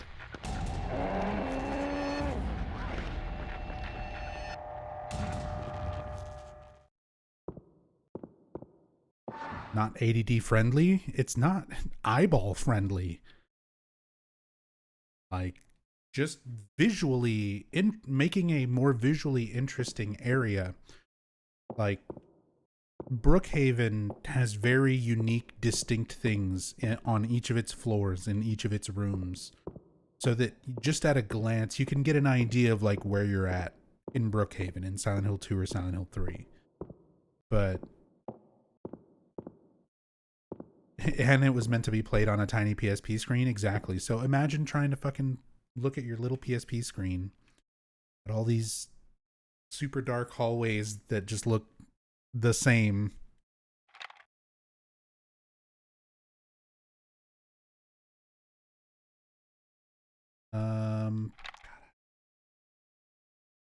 Wish I could remember things.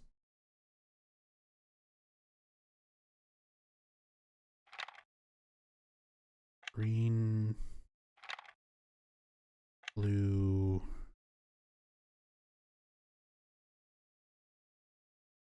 one was yellow, red. Yeah, brain. Green, blue, blue, red, yellow. Whoa. That is one thing with the PS2 version. The controls make picking up items a little bit weird, so sometimes you get that item pickup sound effect playing over and over. Kind of going crazy.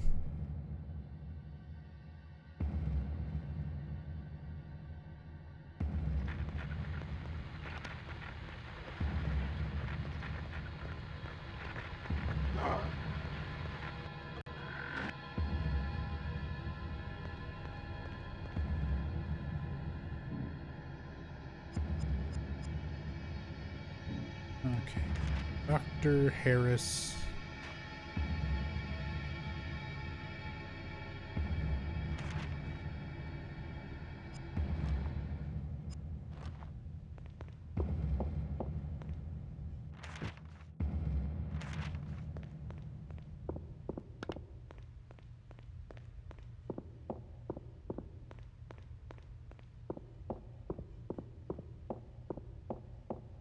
Go back down.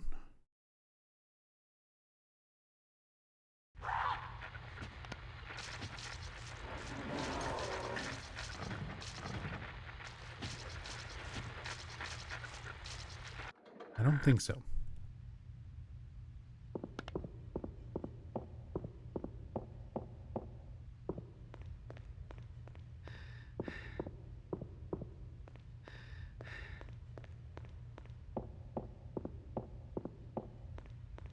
Sound is one of the biggest reasons you like Silent Hill if you had to pick. Kind of like the repetition. The scenery, though, would get me lost easily. That's fair. And the sound design of this game, I mean, you've still got Akira Yamaoka doing it, so it's not bad.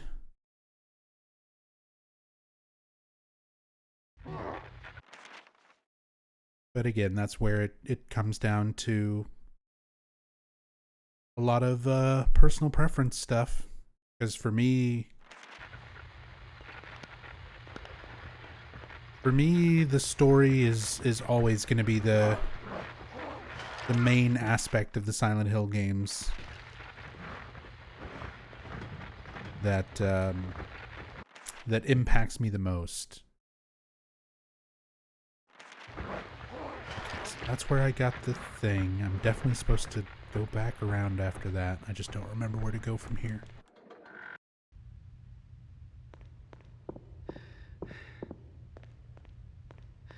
It is down. Because up is locked.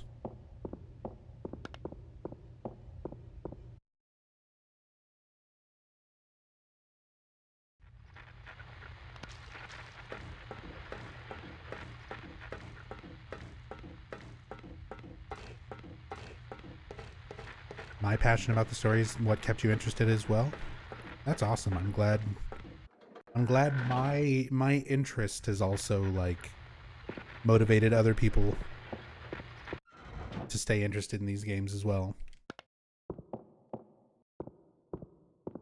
Like, that's one of the things that I really love about this series. There's not a lot of video game series out there. Apparently my audio just keeps dying. Not a lot of game series out there that really warrants a whole lot of continued discussion after like 20-25 years. But this series, even the games that are not so great, people are still talking about them all this time later. People are still discussing them. People are still discovering new things about them.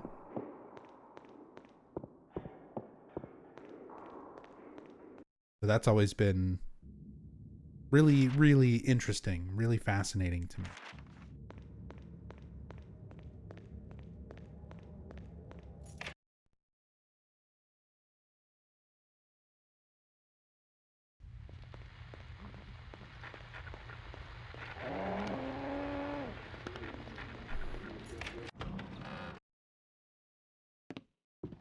Go, time for the Jocasta artifact.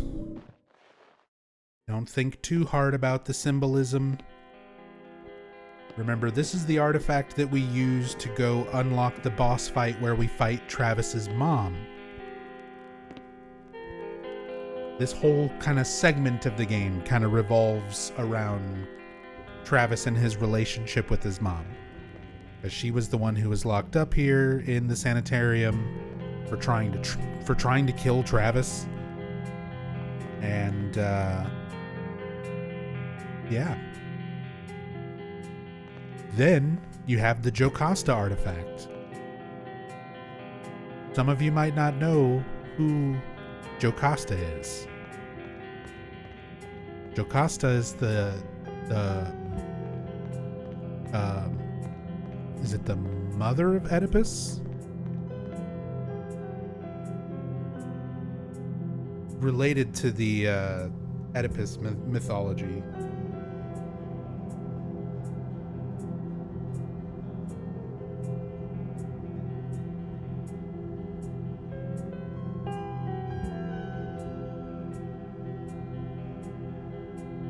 Oedipus's wife and mother. Yeah. I had to double check because I was like, let me make sure I'm not mixing up my information here. Do you get it? Yeah, because mommy trauma. It's never implied to be like Oedipus Jocasta type trauma, but I don't know, they call it the Jocasta artifact for some reason. Maybe that's a holdover from something that the first team was going to do. And then Climax UK was like, no, that's horrible, get rid of that. But we don't have time to change this asset. So just keep it Jocasta.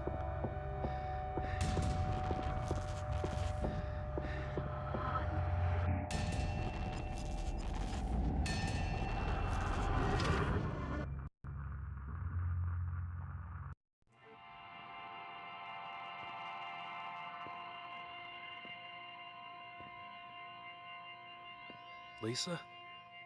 You're here too? Can you see all this stuff? Is it all dark for you too? It's so sad. They can't do anything for her. She just sits there. She wants her boy so badly. Who are you talking about? Is the girl inside? Alessa? Is Alessa in there? No. No! You know who's in there!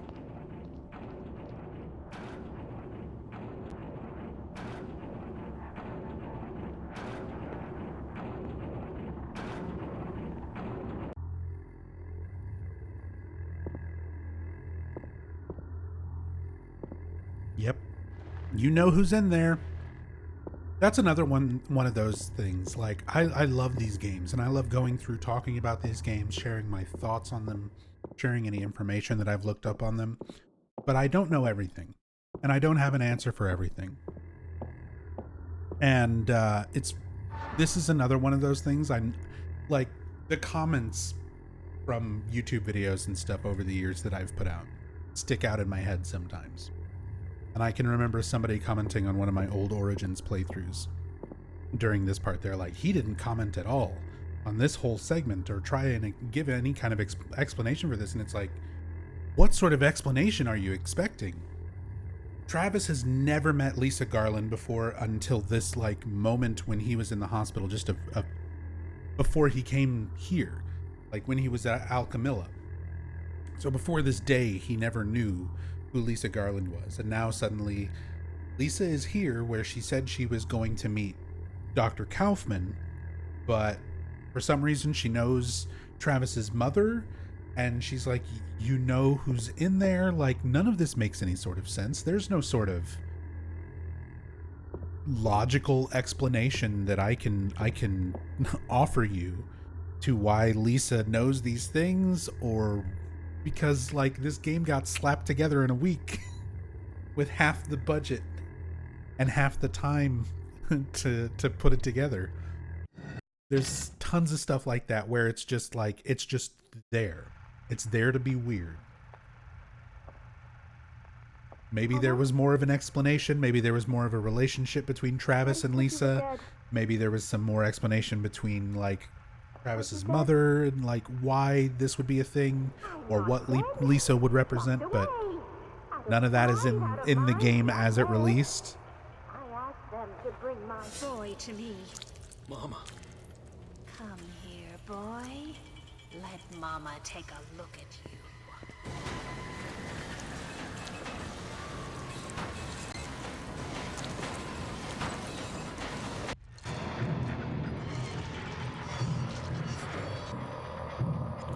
Trauma mom. Time to fart. Time to fart. Trauma mom. She is going to fart. She does have a fart attack. But I meant to say fight.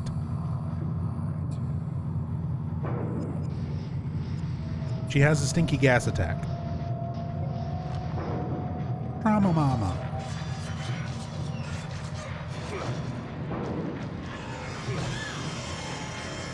Oh, there it is. There it is.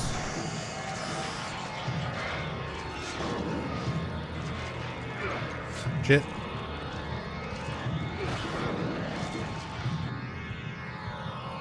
Trauma Mama and DBD. God damn it.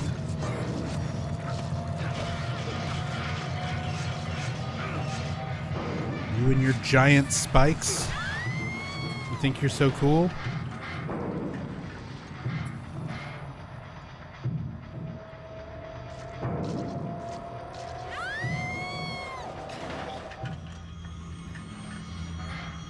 He has to do that scream exactly twice. He does it every time.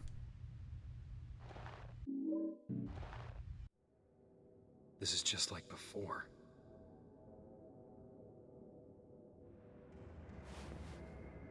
What's happening here? That thing, it couldn't have been. Are you making this happen? Are you doing this?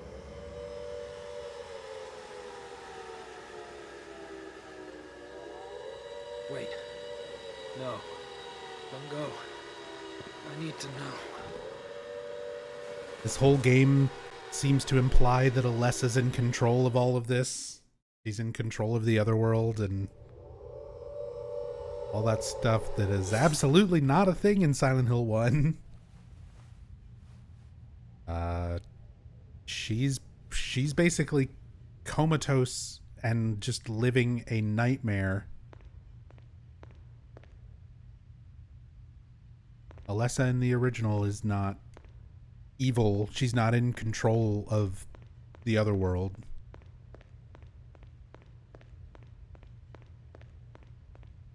But again, that's one of those things that when you gotta rewrite the whole fucking game in a week.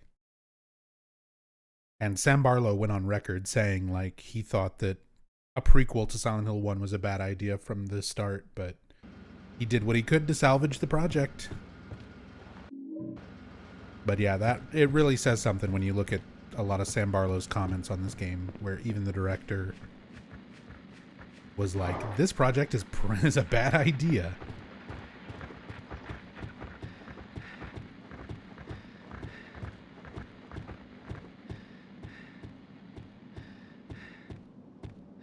How'd the reality show end up? I just couldn't stand to watch it. Reality show? You mean Ascension?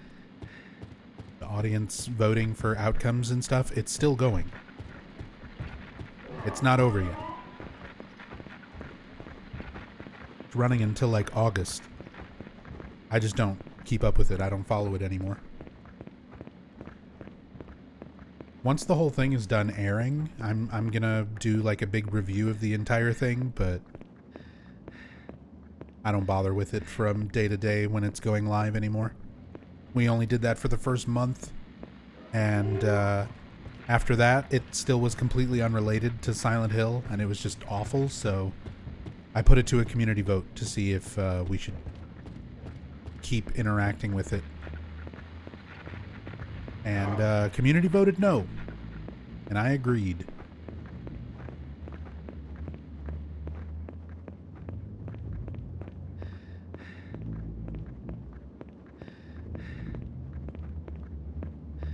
Do people even watch that anymore? Supposedly, there's got to be at least a couple of holdouts, but based on their like tweet interactions and stuff like that, not to mention they've been using deleted accounts to like mimic user interactivity. They're trying to fake user engagement by having bots control like deleted accounts.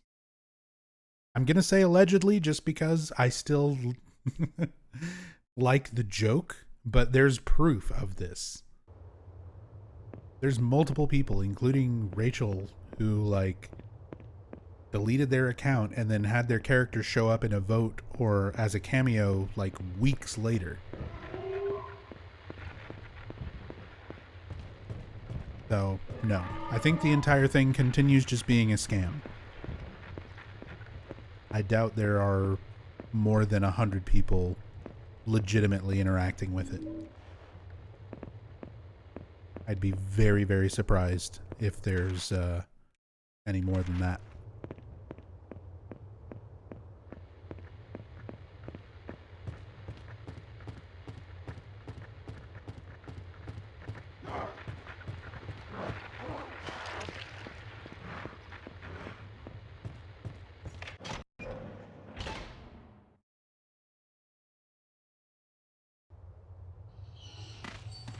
It's just that guy's kids controlling the accounts.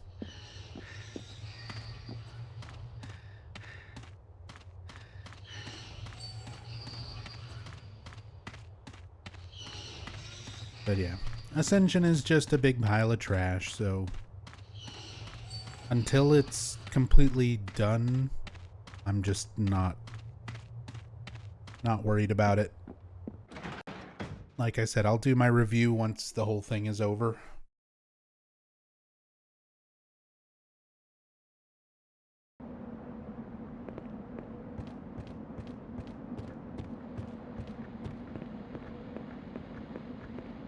Still getting a lot of cameo use out of the default character? Probably. Although I haven't looked at a whole lot of the cameos outside of the ones that are like people I know who deleted their accounts and then showed up as cameos. I didn't really look at any others. That's what I'm saying, is I don't keep up with it the way I was for the first month. I don't watch episodes. I don't go and look at anything. If there's like a particularly weird moment or a clip or something that somebody sends me, then that's one thing, but I don't watch episodes anymore. I don't know who's showing up as cameos or what they look like or if the default is still showing up. I don't fucking know. I'm not paying attention. Until it's over, I'm just ignoring it.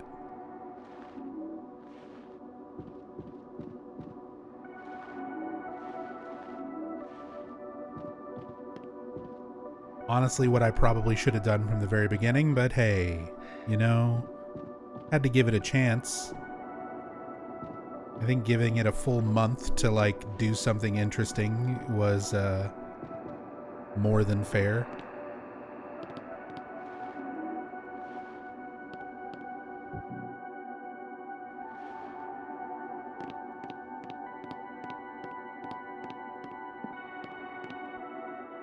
The Homecoming is better than Ascension. Easily.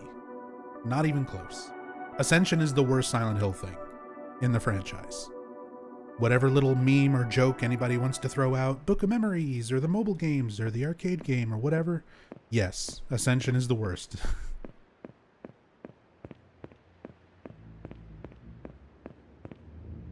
We'll just get that out of the way. The play novel legitimately has entertaining things in it. Ascension is a scam. It's a scam where you have to pay money to play Candy Crush. Ascension is worse. Whatever idea you think is funny to throw out there, it's not even close. Ascension is worse.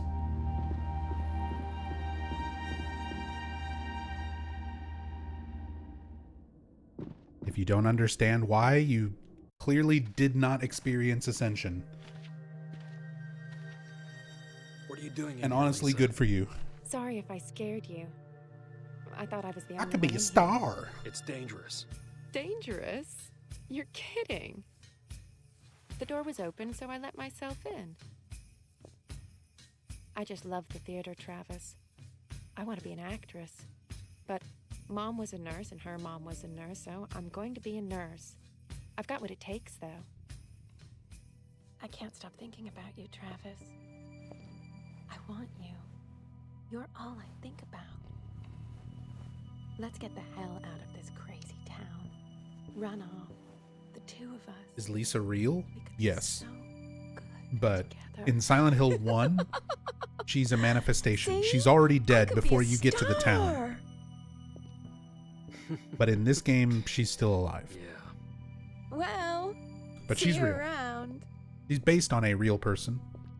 In that weird aspect. Not like in real life, but you know. There was a nurse named Lisa Garland who took care of Alessa. When you encounter Lisa in Silent Hill 1, that is not Lisa. That is a manifestation of Lisa made from Alessa's memories of her. In this game, that hasn't happened yet. So Lisa is still alive.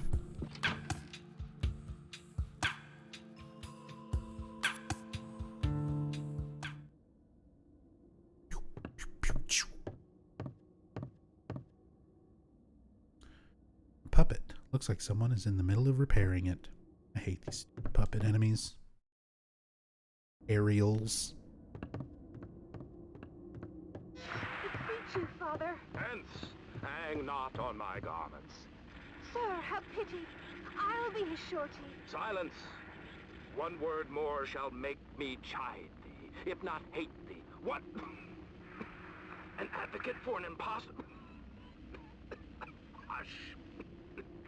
Thou thinkest there is no more such.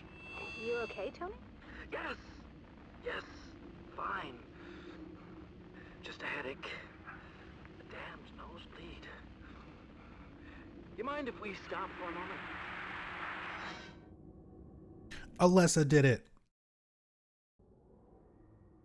Alessa was sitting in the audience. This is real, by the way. I'm not making a joke. Alessa snuck out of school, or she ran away because she was being bullied. She was hiding in the theater. They were rehearsing, and the characters scared Alessa, so her psychic powers reacted and gave him a nosebleed and a headache.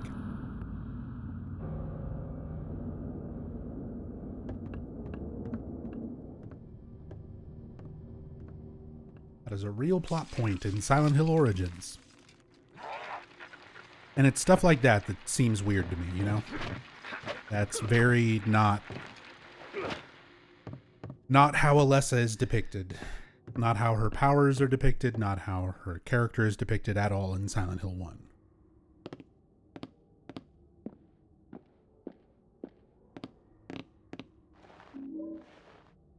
Budget Carrie. I mean, she is based on Carrie. Like, obviously Team Silent was very influenced by Stephen King, but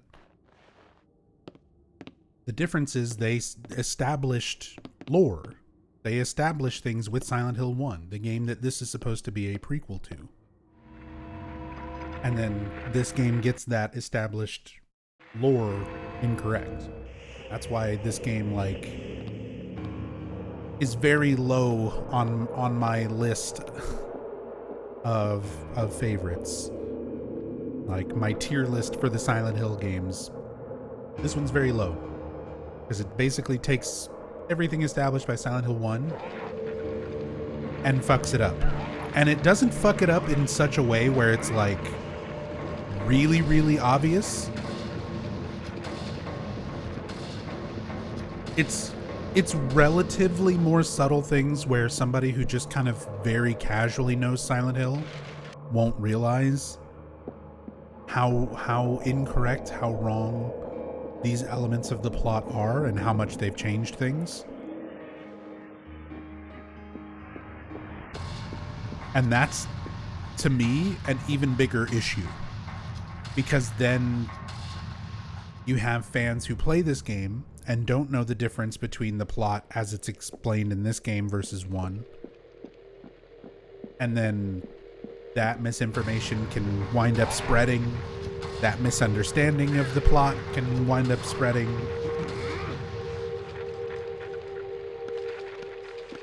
It takes away a lot. It takes away a lot of what's already established. To me, it comes off as like disrespectful to the original developers' vision for the story of Silent Hill.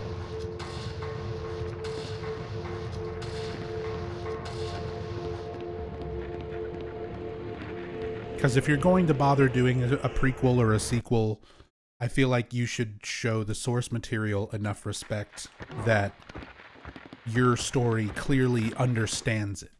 You know, even if you want to do something different with it, explain it. You know, like, give a reason for it to be the way it is. Oops, I need to go pick up the thing.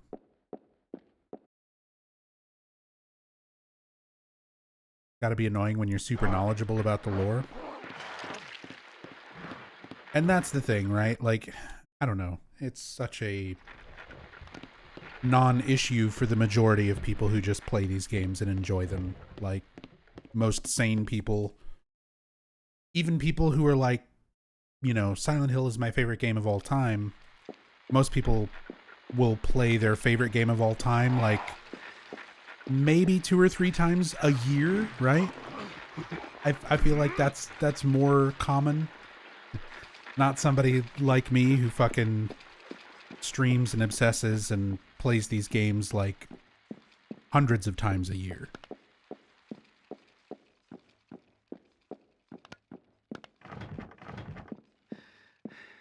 So, I don't know. It's probably not even an issue. Oh, I need to go Mirror World.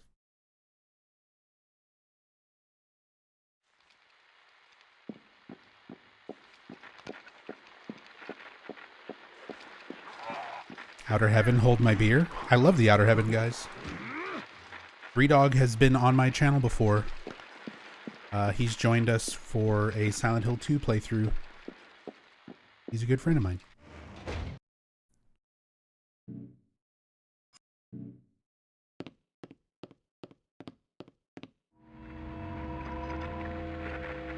That was a fun one. I need to get 0rigins back on here for some more Silent Hill playthroughs.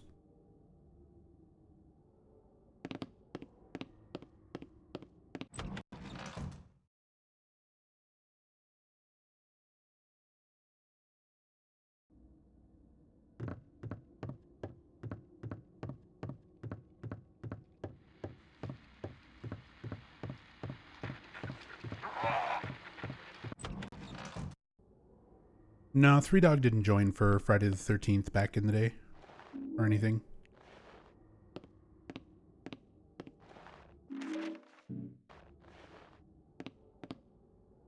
Pretty much trying to think if there's anything else we've had 0rigins join for. I think it was just Silent Hill 2.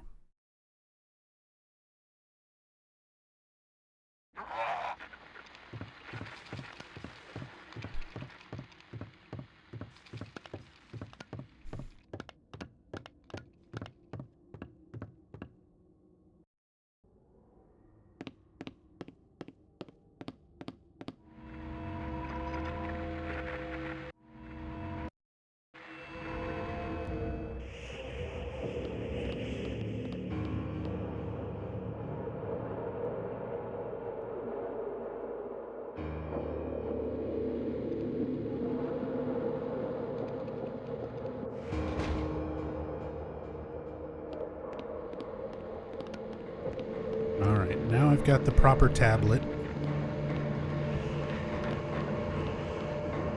And by proper tablet, I mean the one that's necessary to glitch this door.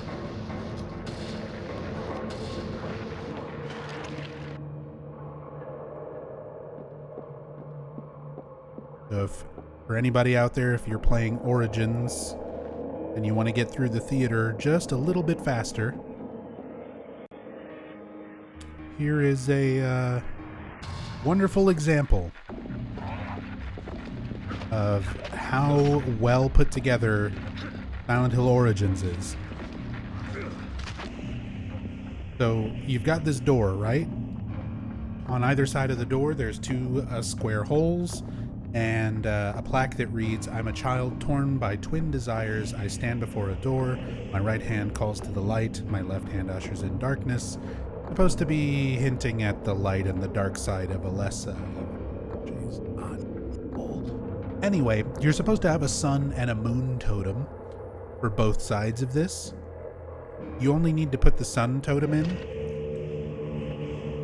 Normally you would need both, but if you just put one, leave the hallway, walk right back into the hallway, listen. You hear that sound of stone sliding? That's the door unlocking. Very, very well put together puzzle. Normally you're supposed to go all over the theater to get around to get both totems. You only need one. You only need the one.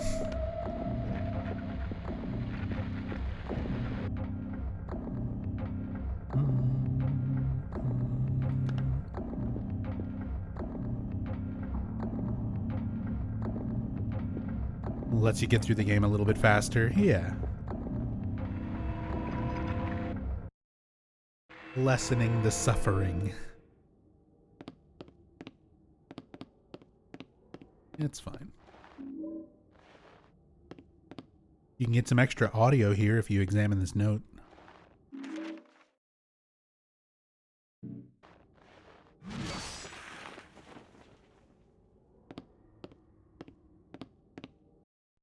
Hear the butcher something.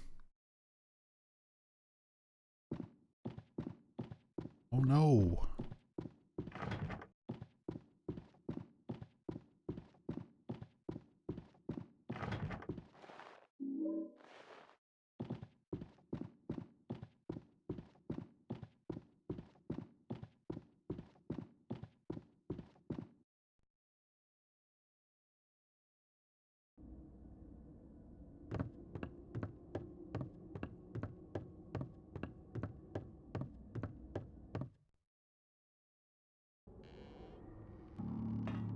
That's where I need to go after I get the light bulbs.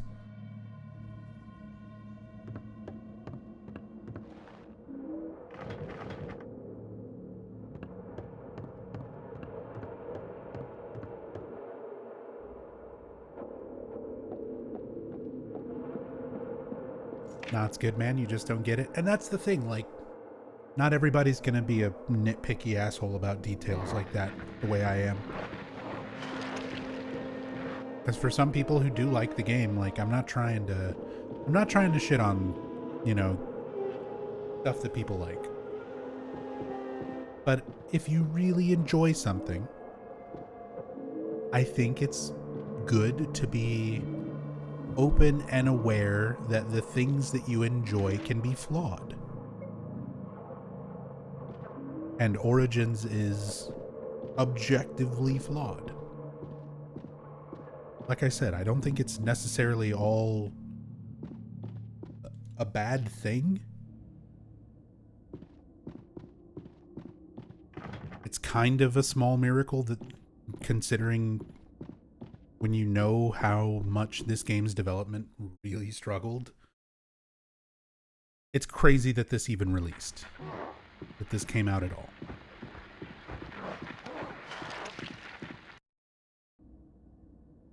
There's a life lesson in there somewhere. It's true.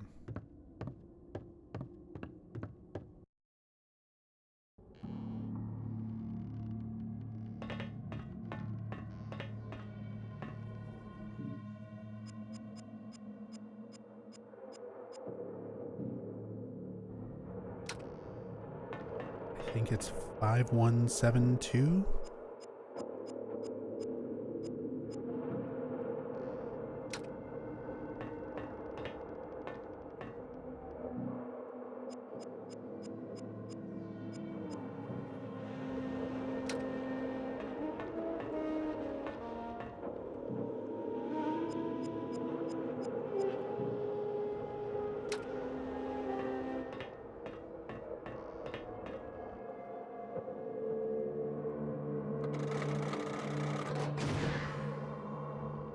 Remembered.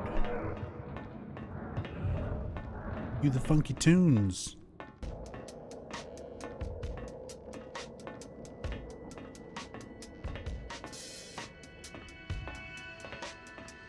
Very few games out there you've got 100% nostalgia goggles for. And I definitely recognize that, like, obviously my opinions on things, everything is going to be skewed by your personal experiences with them. Whether you see that as nostalgia or just looking back at an important moment of your life that you correlate with other things, you know? The people you knew at the time, the games you played, the movies you saw.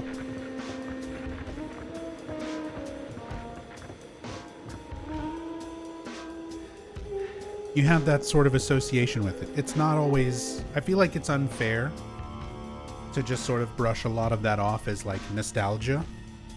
Nostalgia is definitely a factor.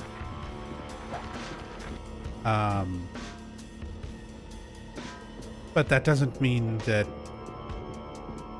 your experiences are also personally insignificant.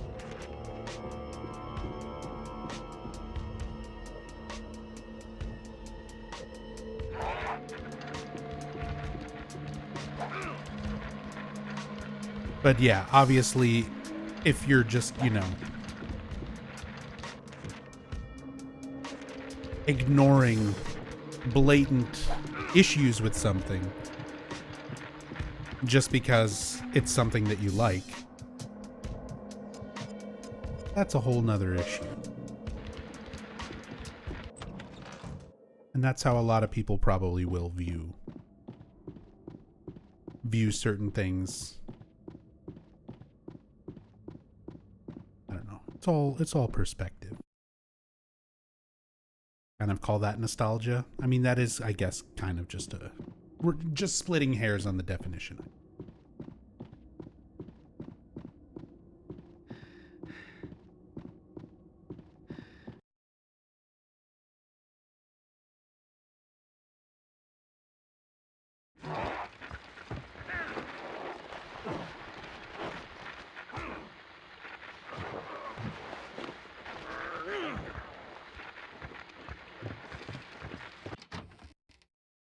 So Downpour is worse than Origins.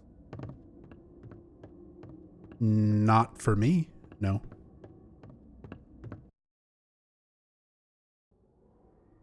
I consider Origins worse than Downpour. My list of what I consider, like how I rank the games, got posted earlier. If any of my mods can repost it. Wow, really? I explained this like just an hour ago or something, Ninja. If a game tries to do something original, I give it more credit than a game trying to be a sequel or a prequel and then messing up that existing property. Like, Downpour I did not like, but Downpour tried to at least be an original game. It was not trying to be a sequel or a prequel to Silent Hill 2 or something like that. Origins is trying to be a prequel to Silent Hill 1 without respecting any of the established lore of Silent Hill 1. To me, that is worse than a game like Downpour that tried to do something original and did it poorly. Did it in a bad way. I will take the bad original thing over the bad butchering of something that exists.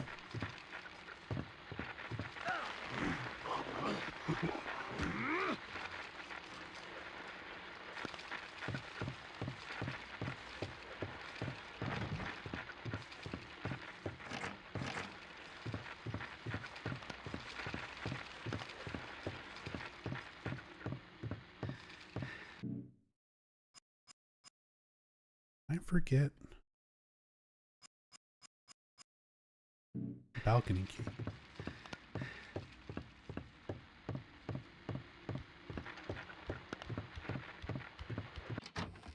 Ascension. What about Ascension? I know your argument is not originality.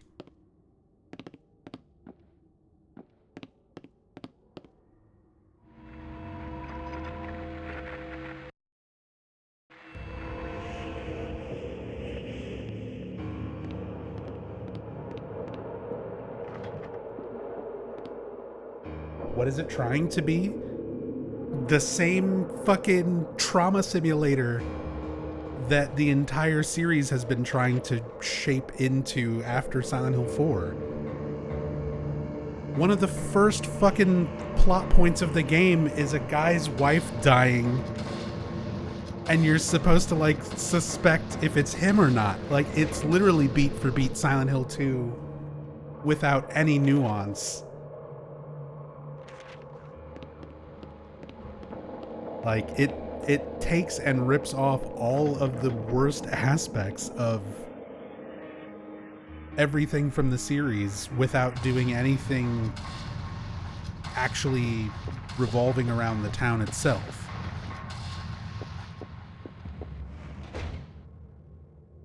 Even the concept as far as like the crowd controlled determine the outcome type of stuff has been done in other projects. Even that is not that original.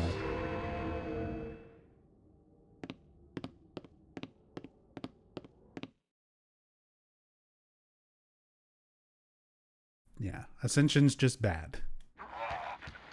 Ascension doesn't get points for originality. If that's the argument trying to be made.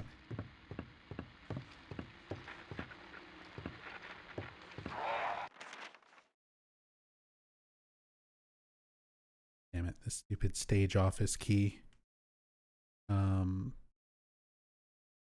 That is the curtain control, which should be on.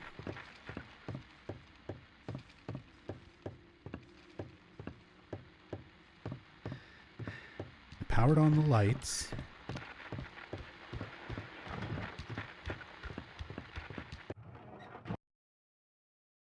So are we hopeful for Silent Hill 2 Remake? No. Hopeful is not the word I would use.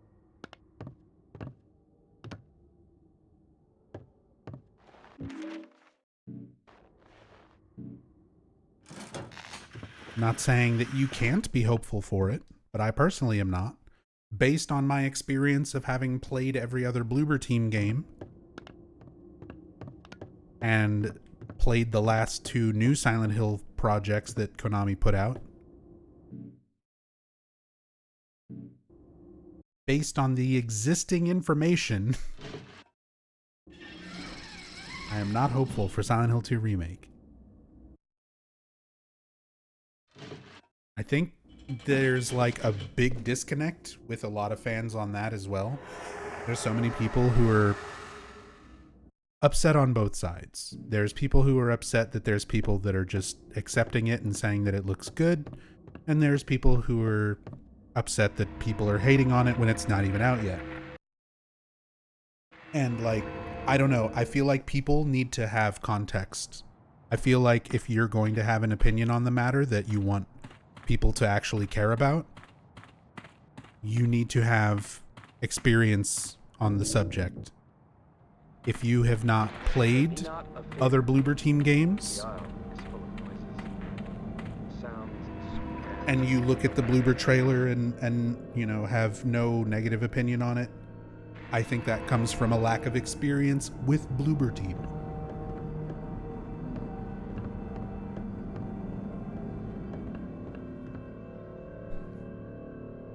And Bloober stans, even the people who I've come across who are stans, who are like really big fans of some of the Bloober Team games, very rarely is it somebody who's a fan of like everything that Bloober made. I know there are people who are like real big into Layers of Fear and stuff like that, but not everything they made overall.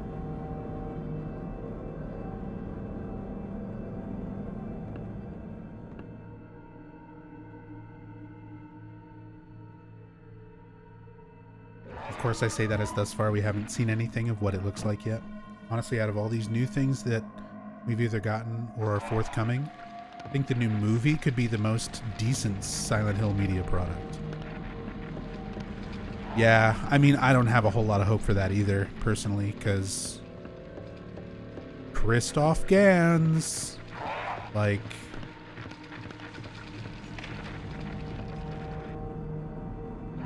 this is the guy who didn't think that Harry Mason would work in the adaptation because it would feel too weird for a father to care about his daughter the same way that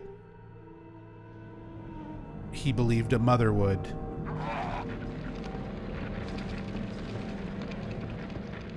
I don't put faith into Christoph Gans. And I say that as somebody who enjoys the first movie as like a guilty pleasure. I don't think it's a good adaptation. I do not think it's a good adaptation of Silent Hill.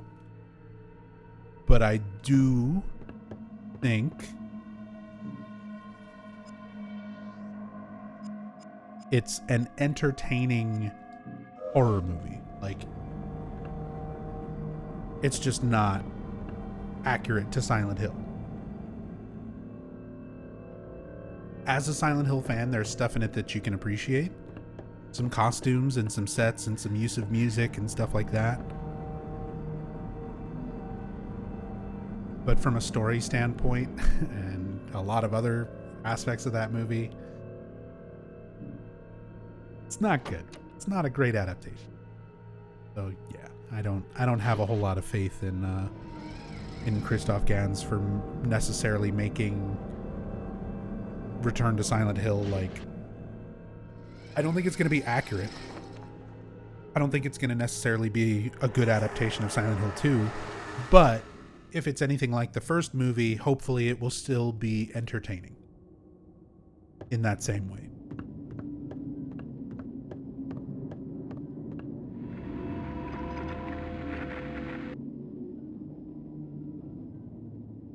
How long have they been developing Silent Hill 2? What, the remake? Like, how long has Bloober Team been working on the remake? 2019, I think?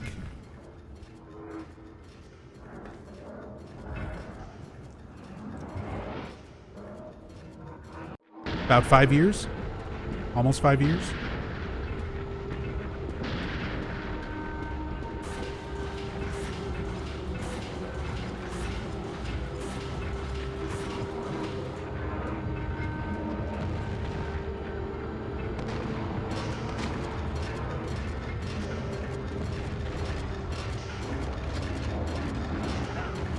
Ow.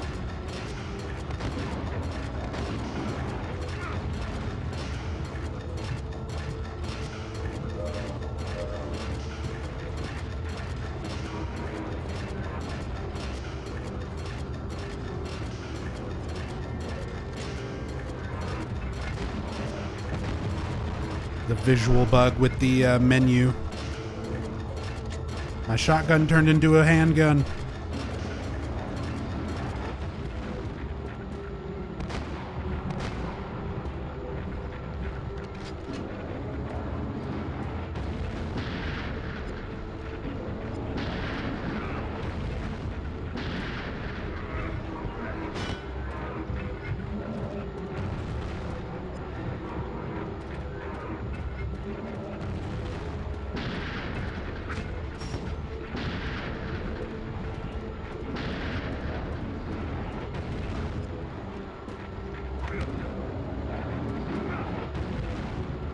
Dude, why are you not dead?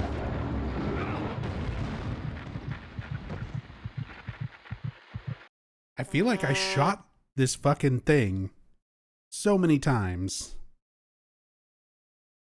and then hit it with like 3 different weapons and it just would not die. What is going on?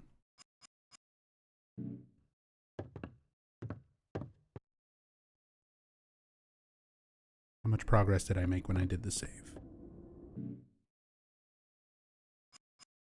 I have the thing. No. Office key.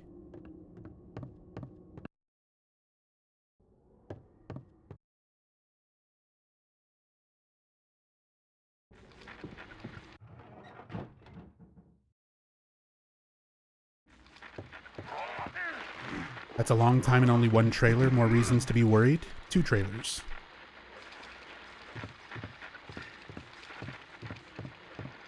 We got the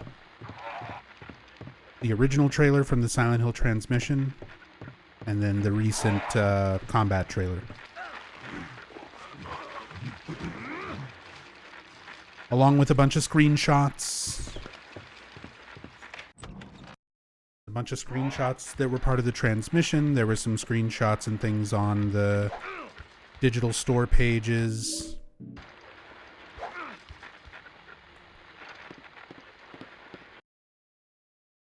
But yeah, I agree.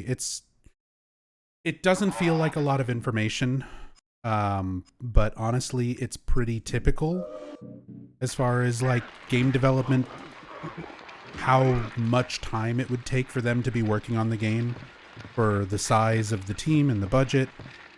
5 years is pretty typical. I think the mistake that Konami made was showing it at the transmission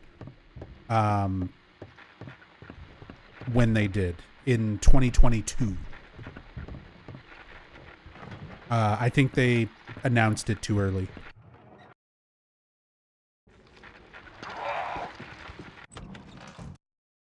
Like, they probably should have waited until further along in the development, so that there wasn't this, like, announcement and then it feels like a whole lot of nothing.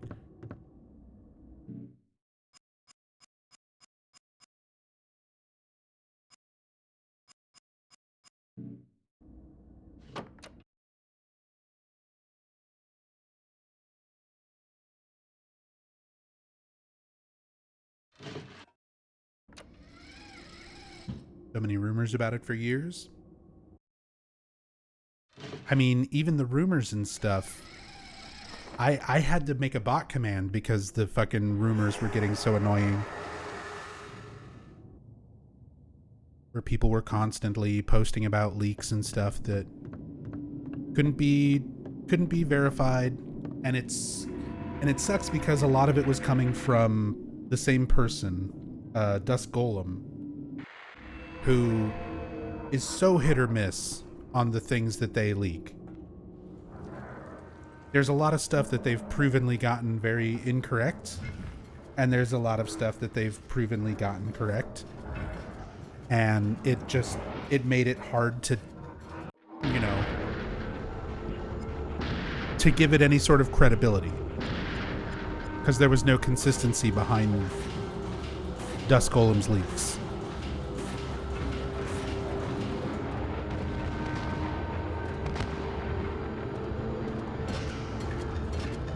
So I literally, people were constantly coming into my chat at that time over those years, and like I had to make a bot command to be like, don't talk about leaks. I don't care. I don't want to discuss it.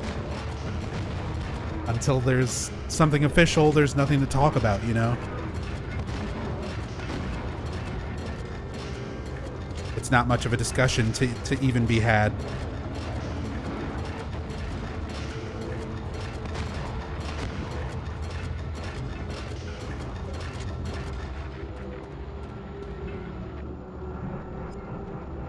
And now that it all is out and some of those leaks were true, what difference does it really make, right? Like, okay. So some of the information was correct. Not all of it, but some of it. What does it change? Like, it doesn't benefit us. The game doesn't come out any sooner. You need these. Konami doesn't say, you got us. You can have it early.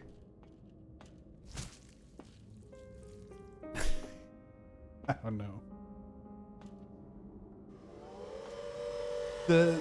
The side of me that likes having information regarding the history and development and everything of games appreciates stuff like leaks because it lets us know when things were in development and how soon information was getting out there. That aspect of it I like. On the other hand, it's so stupid. It's just, it stirs up so much unnecessary discourse. when things are rumored and leaked like that. Riverside Motel. And it kills a lot of hype. I think I've It kills a been there lot of hype before. over like something being set up and officially announced like properly.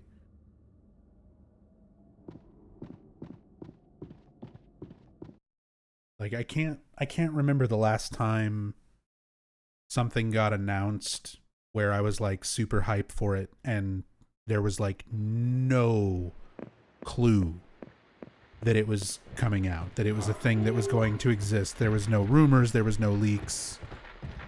Like, when's the last time something like that came out and was just like out of nowhere and people actually gave a shit? Elden Ring? Yeah, Elden Ring was leaked way ahead. People knew about Elden Ring.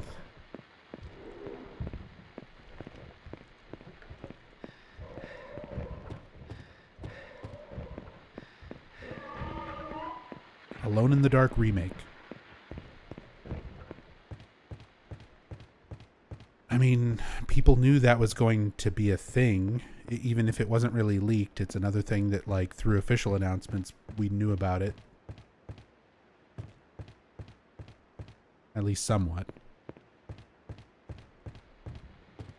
Beetlejuice 2, same thing. Casting and stuff has been going on for that. I remember when some of the first articles for that started months ago, like last year or something, where I can remember talking to Rachel about it because we had just rewatched the original Beetlejuice and we were talking about Jenna Ortega being in everything horror because the Wednesday show was such a success.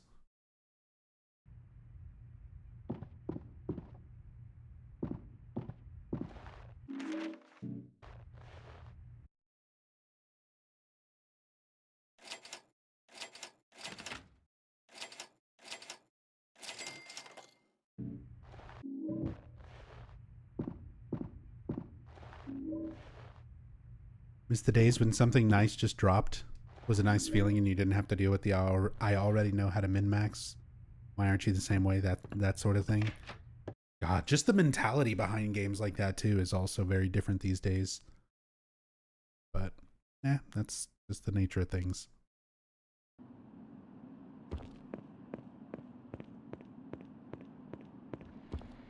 But it's like, yeah, even after, if a game gets leaked or whatever, it's like, oh, okay. It's still not like the entire experience, right? You know? You still have time to like play the game, but now, man, even stuff like that, you get data miners and people who figure stuff out like day one.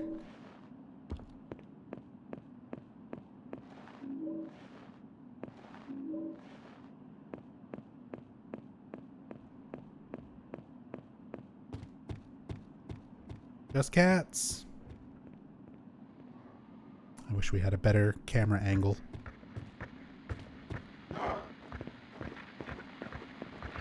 There's just cats over there on the left.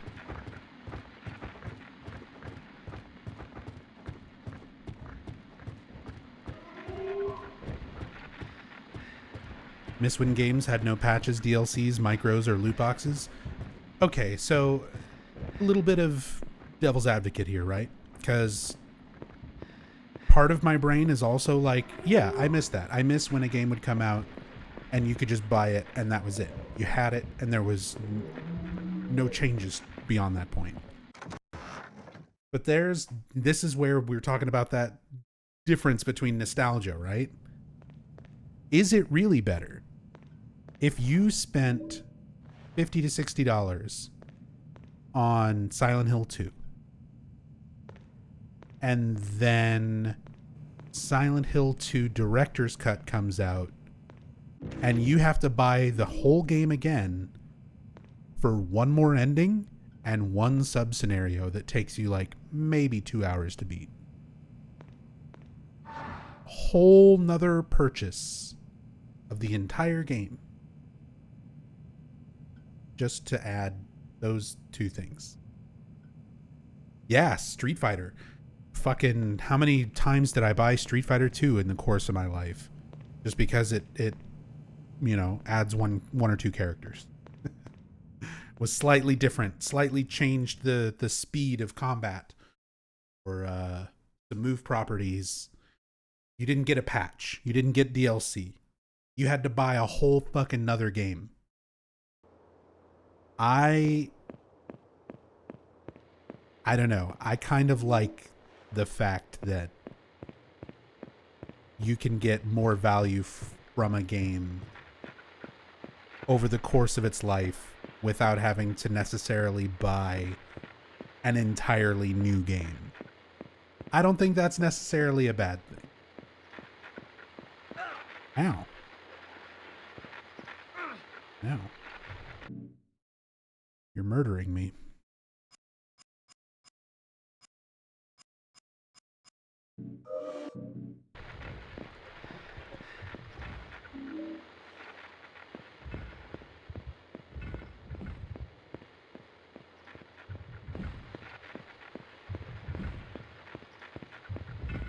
Miss cartridges, satisfying clickies. Get a Switch.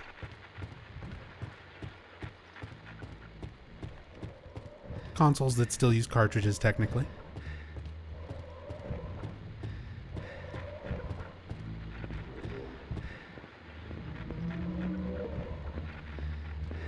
Although putting like a Switch cartridge in is not exactly the same satisfying as like putting a Super Nintendo game into a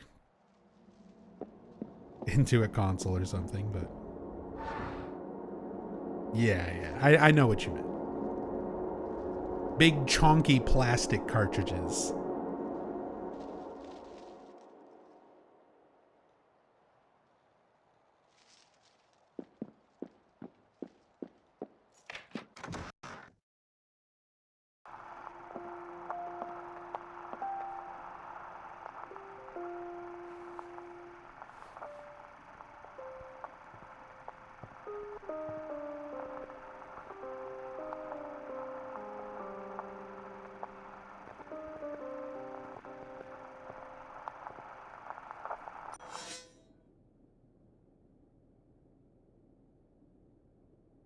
Yeah, but nowadays it comes at the cost of games being live service or riddled with transactions.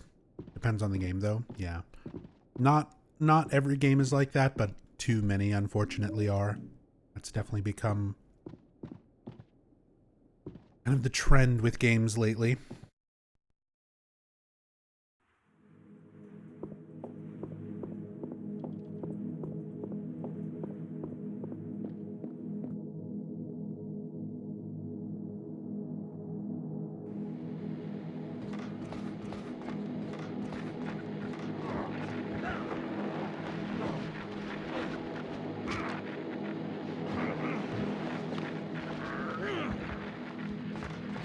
You know, it's random what attack these things use. And a lot of times during speedruns and even just casual playthroughs, I'll just run right by so many of the patient demons in this game. This particular playthrough, I feel like every single one has like done nothing but QTE grabs. Anytime I'm anywhere near them, I feel like I've gotten grabbed more on this Origins playthrough than I have ever had to QTE out of something.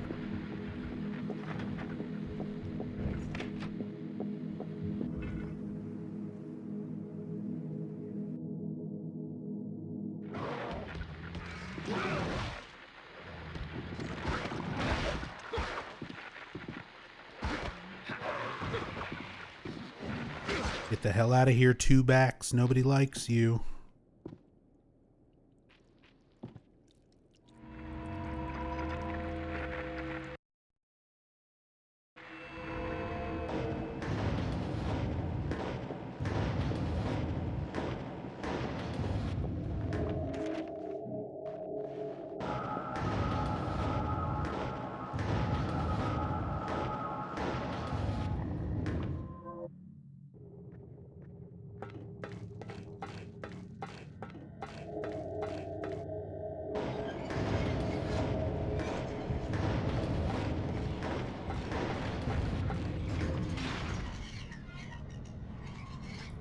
Feel really bad for future games, future gens with MMOs like FF11 and 14 because they're mainline games. Once servers go offline, no more games. That's the issue that people are running into.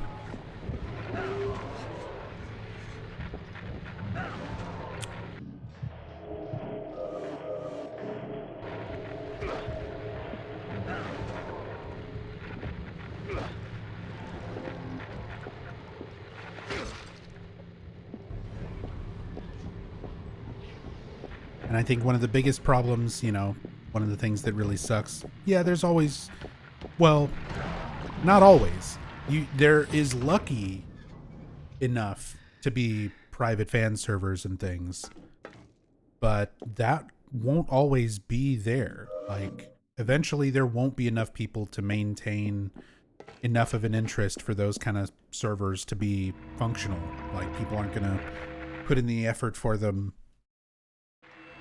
forever.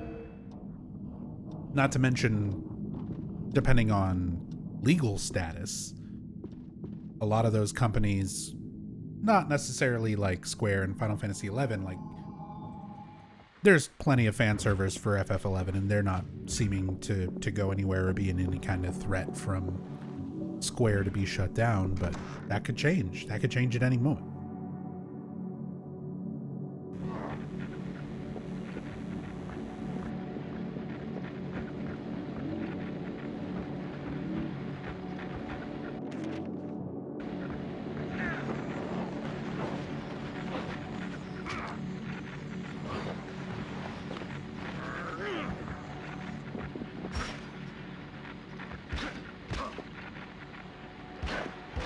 You broke my sword.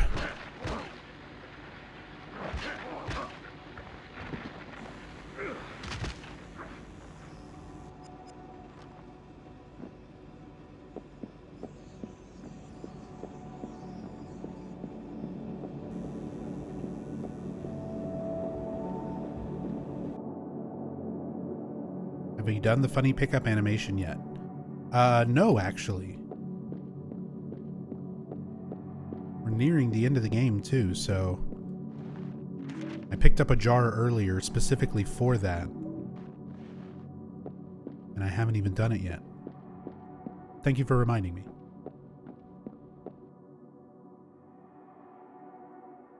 I just need to find an item on the ground.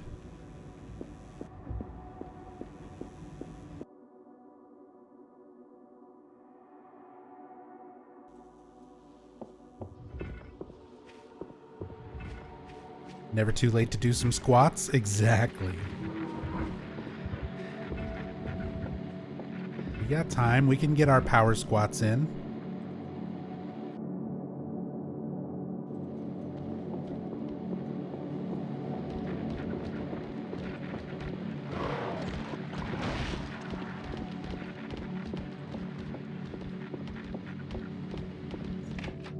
And a toaster, Satan? I didn't even pick up a toaster.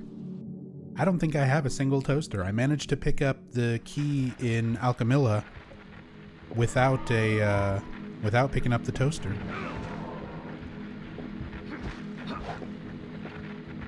Which is genuinely hard to do. Like, most of the time when speedrunning, you're gonna pick that toaster up whether you want to or not. Just because it's... the hitbox overlaps with the key you need. Oh, it started getting back up.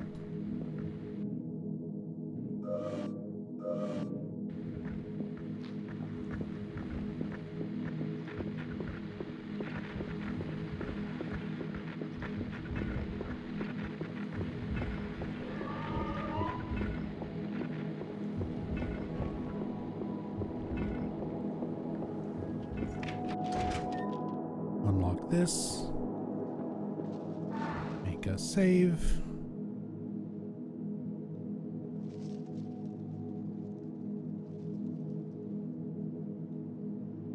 Remember the time Square Enix sent a cease and desist to the team that was making a fan remake of Chrono Trigger? Yeah.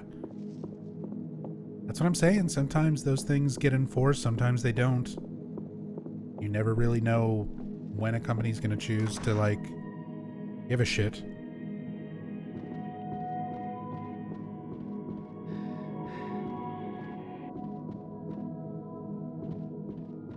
Which is a real shame. I understand having to protect your intellectual property and blah, blah, blah, all that, but I wish there was more open acceptance and support of, like, fan-made projects.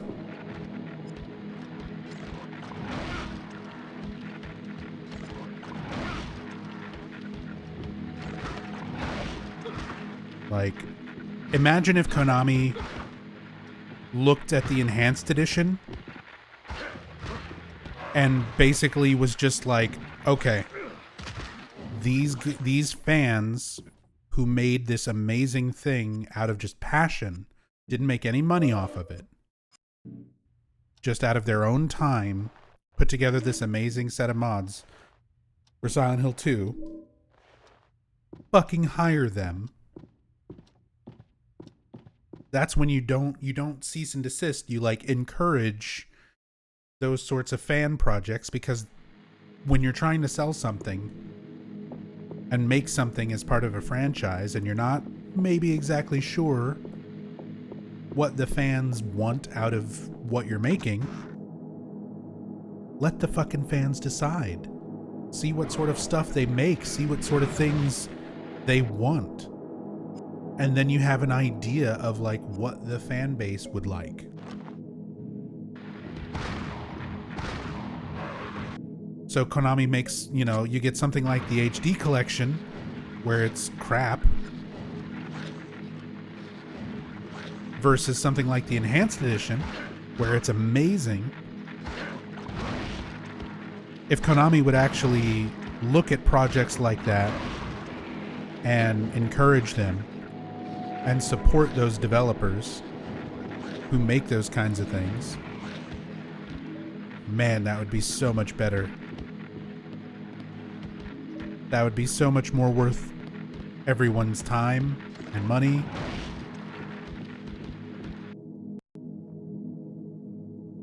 Rather than just shut it down because it's infringing, you know?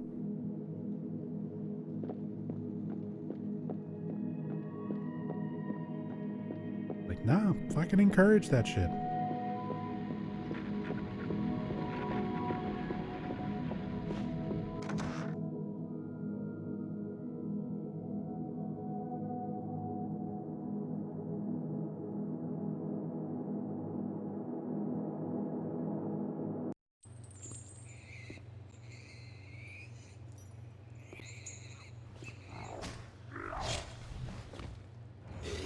It's the Boucher.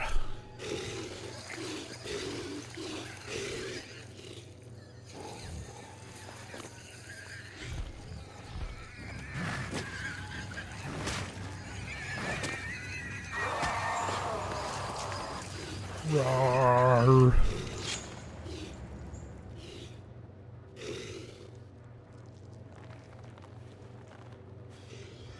His little half pyramid. His little half pyramid head. Why did they even bother giving him the little half pyramid head?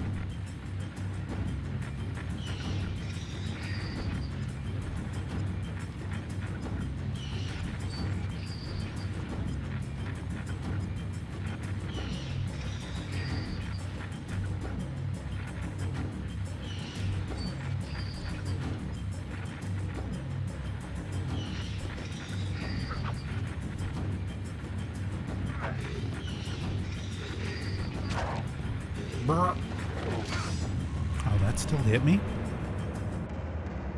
He's stuck? He's fine. Don't worry about it. He's having a good time.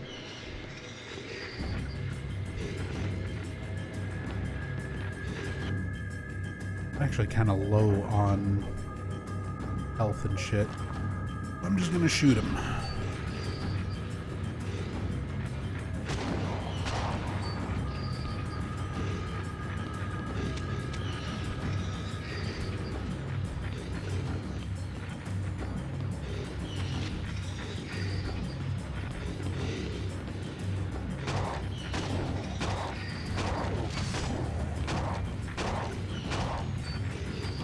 Bad time to reload.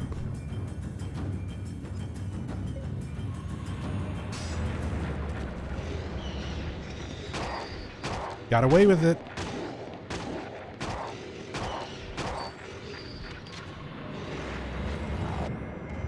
Not that time.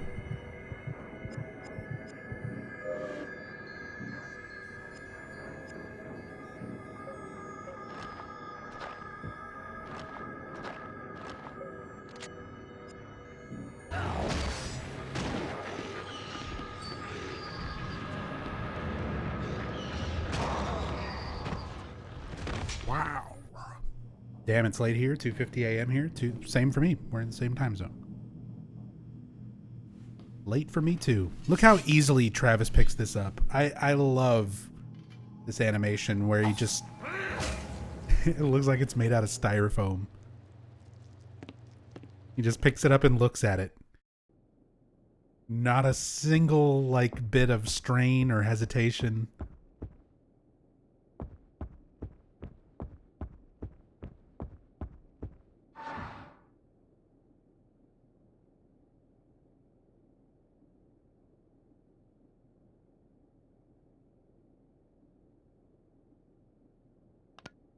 Is there a projected release date for Silent Hill 2 Remake? 2024. Yeah, there is some new stuff. There's like GameStop and retailers are starting to put out their marketing stuff for Silent Hill 2 Remake. And I saw some people were putting pictures up from, I think it's GameStop, where it says late 2024. But there's still no official release date. I don't know how trustworthy some of those shots people have been posting are as well, because sometimes the promotional material says that it's not rated. Sometimes I've seen it where it says it's rated M for mature, but I don't think it's gone through the ratings board yet, at least not from the information I can find, so I don't know. We just need a release date. Konami just needs to fucking say something. We don't need a trailer. It doesn't need to be anything fucking crazy. But just tell people when the game's coming out.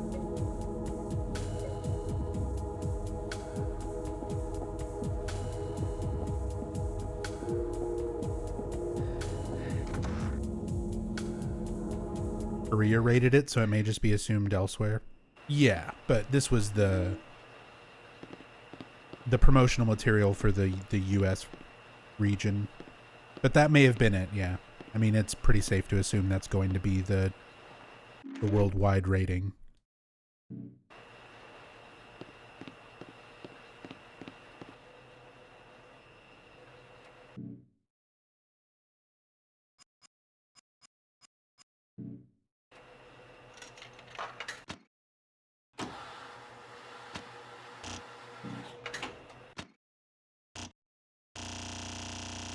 Oh my god.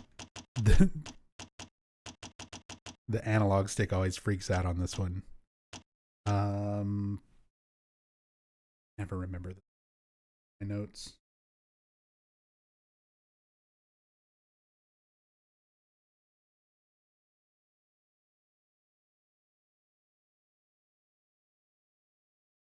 Laundry puzzle.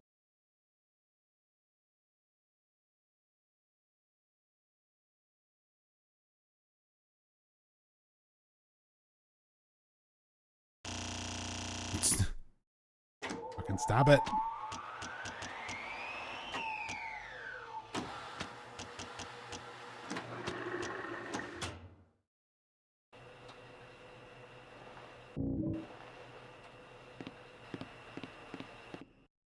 Cleopatra key.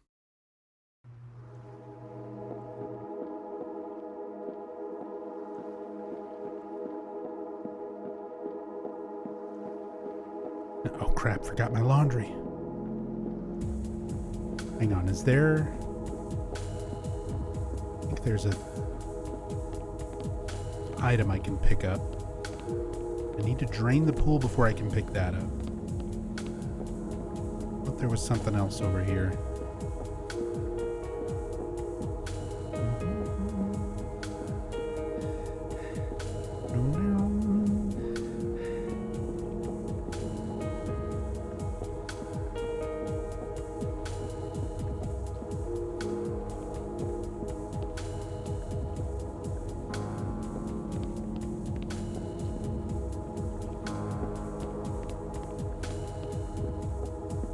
Man, really?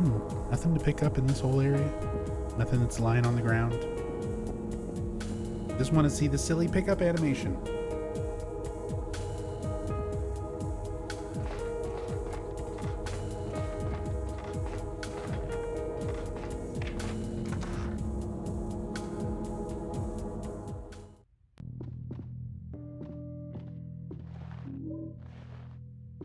Gotta be something on the ground, not like on a table.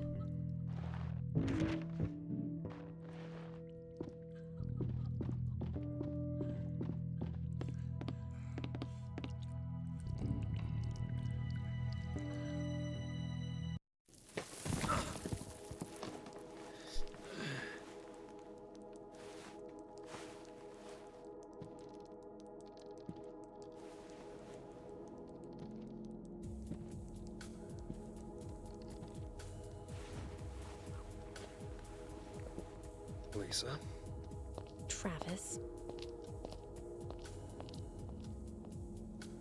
You have a habit of popping up where you're not wanted, Mr. Grady. Isn't it time you left town? I can't. Try harder.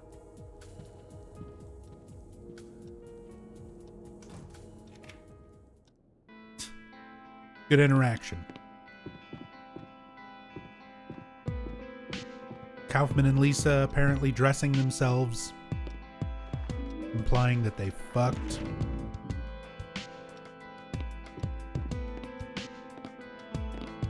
Kaufman tells Travis to fuck off, and he's just like, yeah, I'm trying, I can't. Yeah, we'll try harder. And then just leaves. White powder. They were in here making donuts. They left powdered sugar everywhere.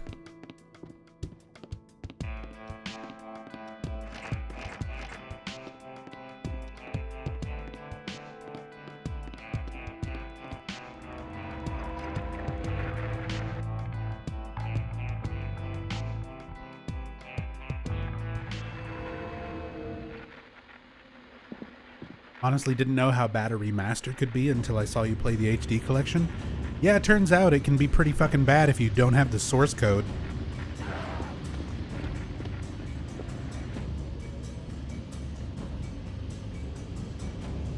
Turns out a remaster without the actual source code for the game that you're trying to remaster doesn't usually turn out great.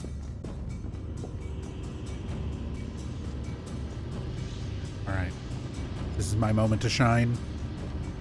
So, if you equip a throwable weapon, such as this really big glass jar,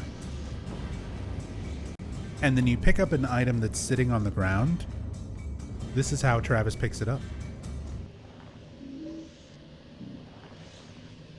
He just squats on down and tucks it inside. Right into the old prison wallet.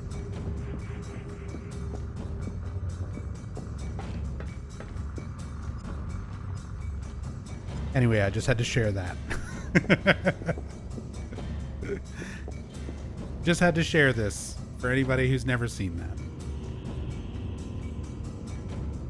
The good old ass lift. He absorbed it. Oh, I need the knife.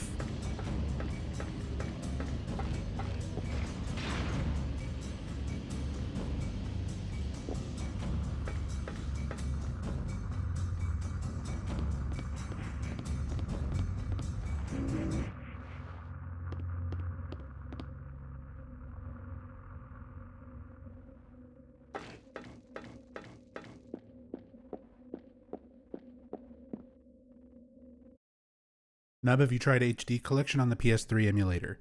A little bit, but I have not done a full playthrough of the HD collection, which I guess we're kind of getting close to the end of this game if we want to put up the poll for what game to play next stream.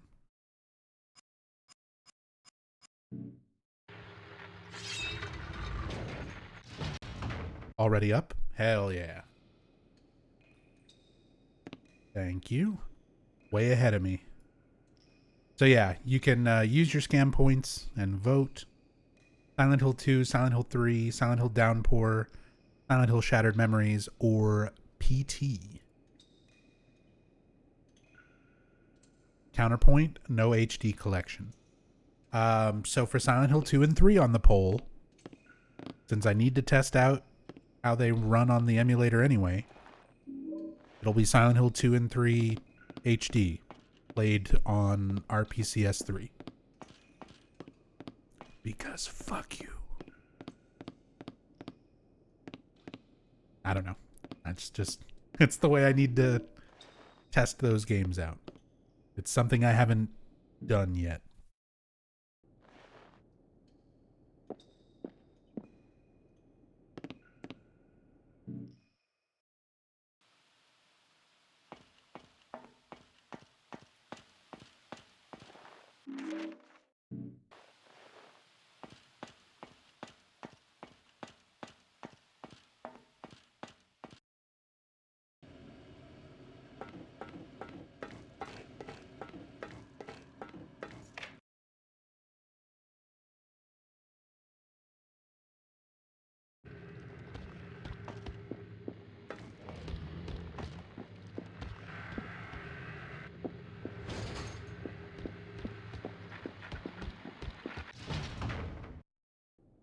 I don't remember where all these mirrors and shit are.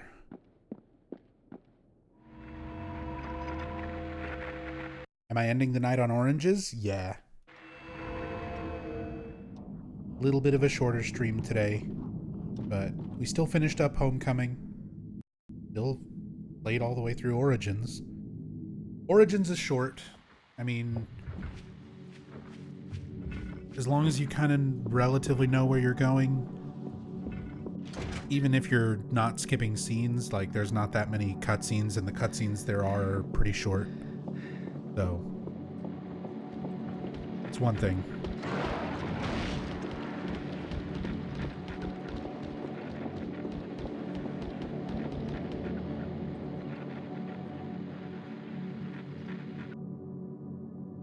Oh wait, I need to go the other way. I need to go to the damn device.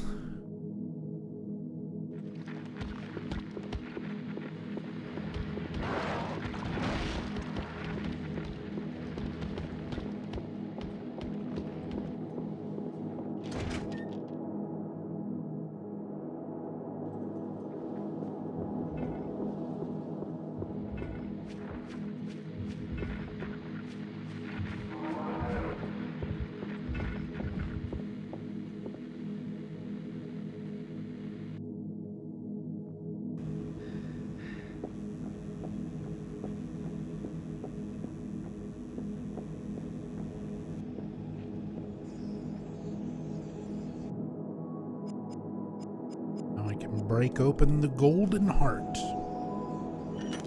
The jeweled heart. Oh, wedding ring. Back to the manager's office.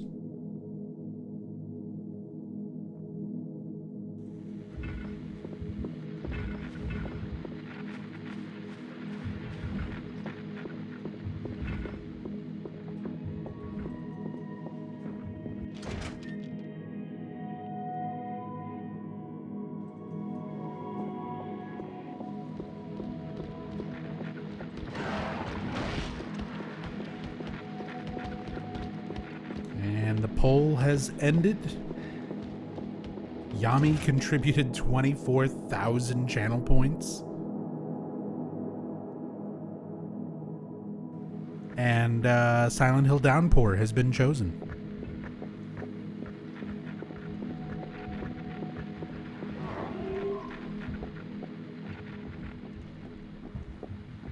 So next stream will be a Downpour playthrough.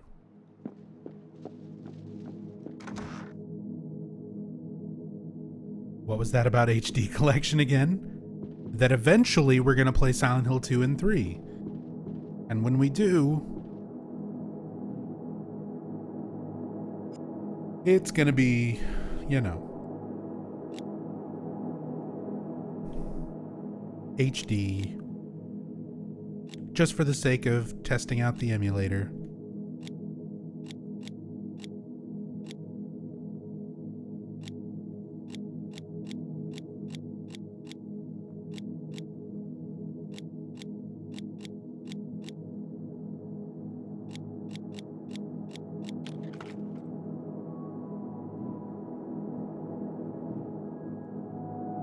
Also put up a new tier list for the next poll in mod chat in case I'm not around. Updated to remove Downpour. Thank you. Noting HD collection for 2 and 3 for next time. Perfect. Maybe we'll get Naruto running Murphy? I've still never been able to replicate that glitch after all my efforts.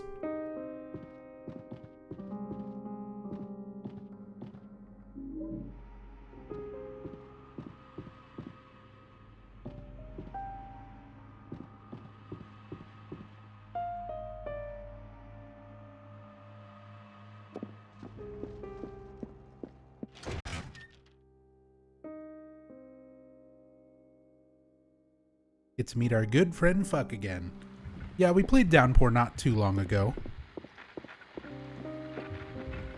But I don't mind going through it again. We tested it out. We made sure that it worked on the emulator, so I know that it works. Is there a 60 FPS patch for Downpour? I don't think so.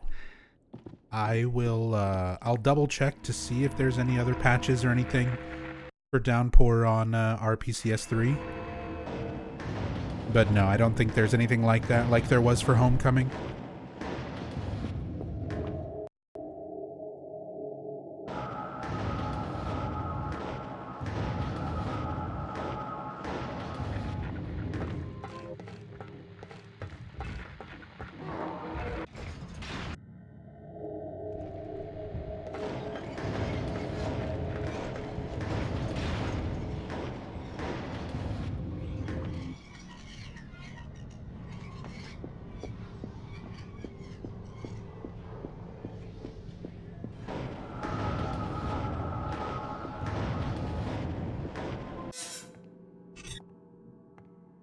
My eyes, the fucking flashbang.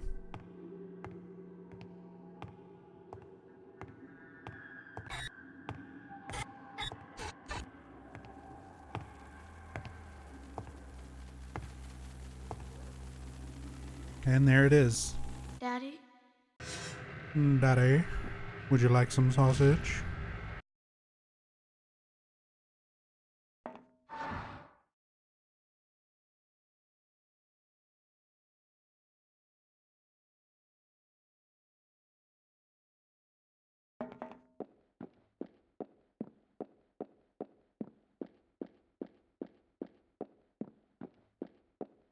Hey, remember descending staircases? Remember Silent Hill 2?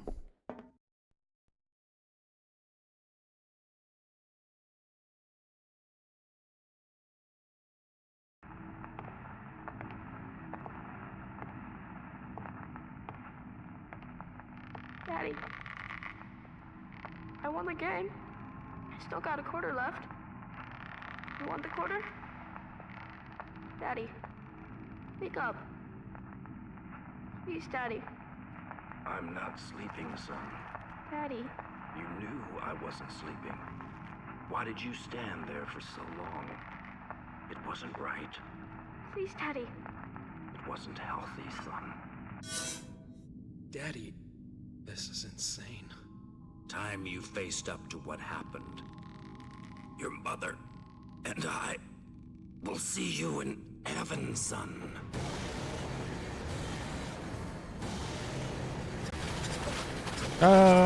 He's going Jacob's Ladder.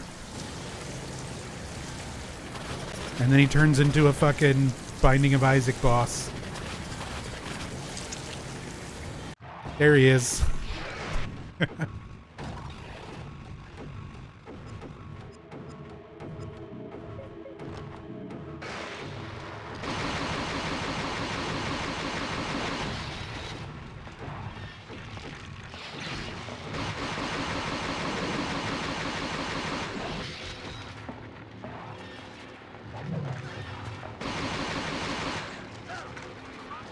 Get your tentacles off me.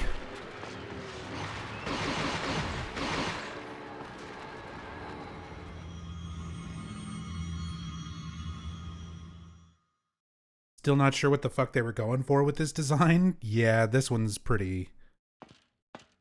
I mean, it's not the worst monster design in the world, but it's such a weird... They go through the effort of showing Travis's father being, you know, hanged by the neck and everything, and it's like, how does this thing correlate to that? Whatever. How is this even possible? I got your thing. Dad, how could he do that to himself? Why won't you let me forget? Why are you doing this to me? Come out! Come out! I've got your thing for you. She just teleports in behind him, too. Abby, you've dug up my parents. Got your thing for you. When do we get to look inside your sick little mind? You get that thing I sent you?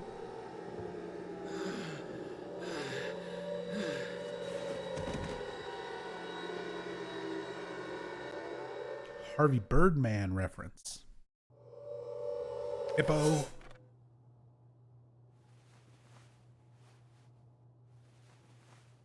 This isn't right. What gave that away, Travis?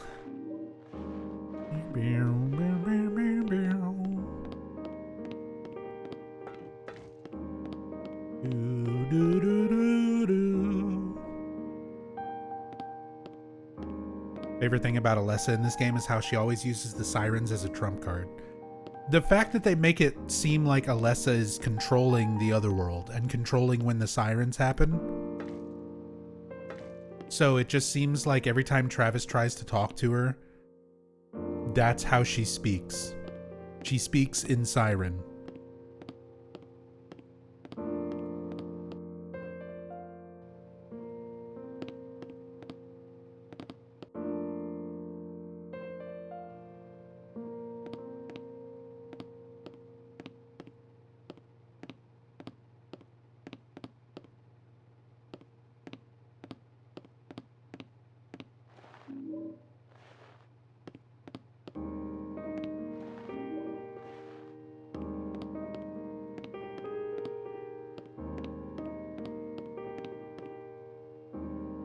Been used recently. Stained with soot and blood. That's Alessa's blood and soot. This fucking giant wrench. Okay. This is the last one. Time to assemble.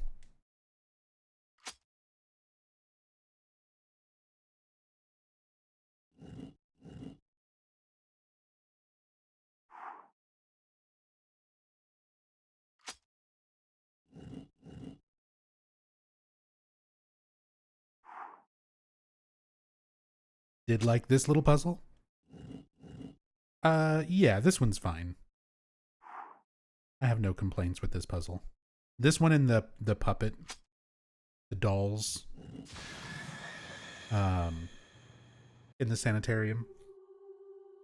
Those are like the only two puzzles out of this game that I really like. And I mean, they're still not mind-blowing or anything, but they're okay.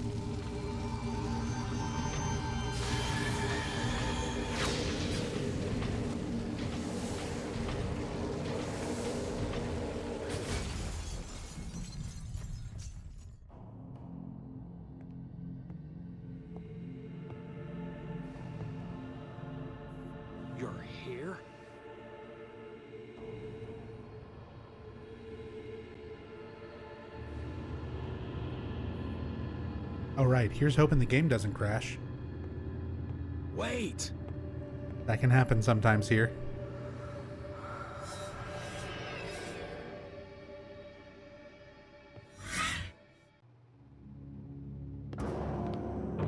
She can clip through walls.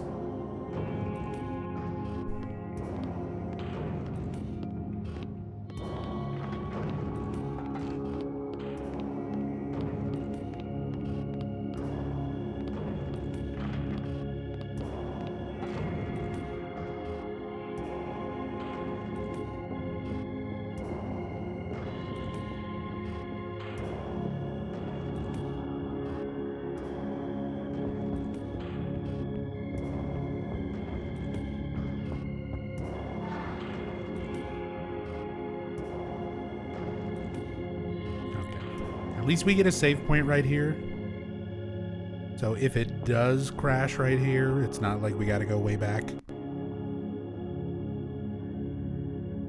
This is not just on emulators. Yeah, this is on official copies of this game.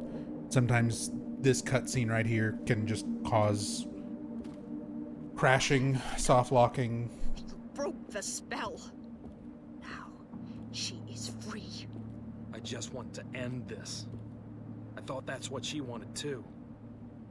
I want out. Can you help me? You want out? Ha ha! Far too late for that.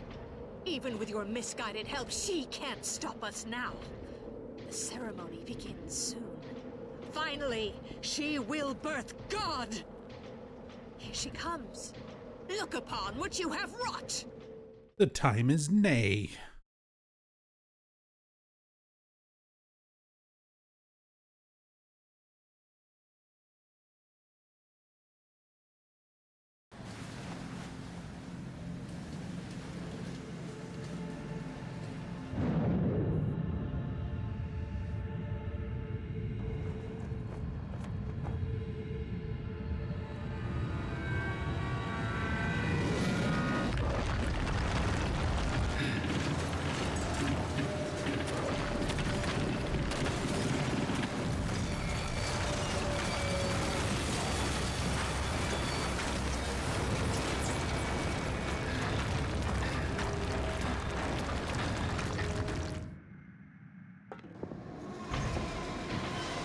All right, last leg of the game.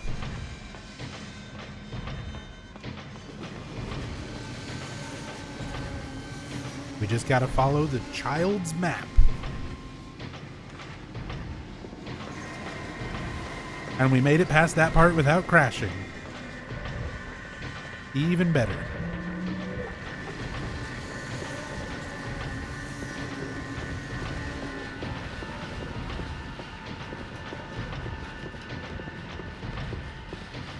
That was a cool little cutscene. The animation and stuff is cool, but I just don't like the portrayal of Alessa in this game. And in the movie as well, for that matter. Where they make her look evil. They make her seem like she's somehow in control of this and using it for revenge. That is like not even remotely an aspect of Silent Hill 1. In Silent Hill 1, Alessa is every much a victim of what's going on as everyone else. Like, it's her nightmare that is shaping everything, but she's not controlling it.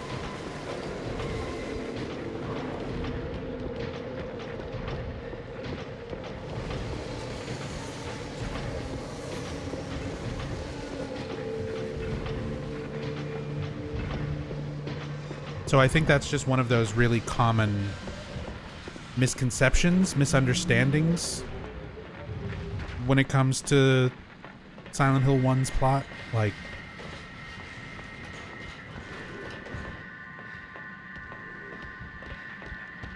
Alessa always seems to be depicted as vengeful.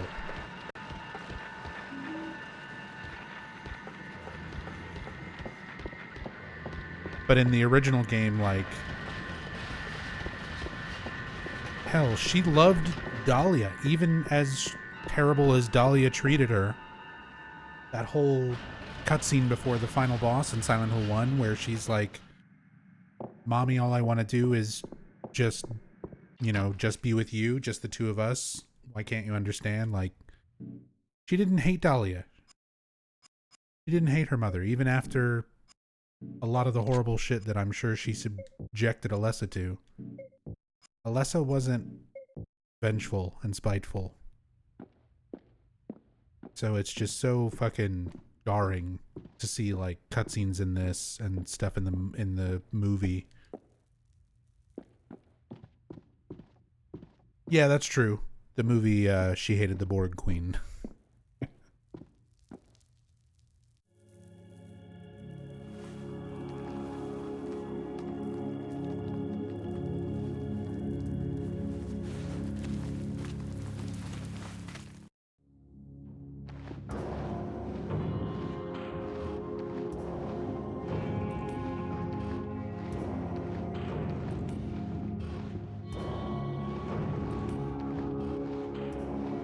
By the way, wasn't here in the chat for the last Ascension broadcast, but was listening up until the very end on mobile.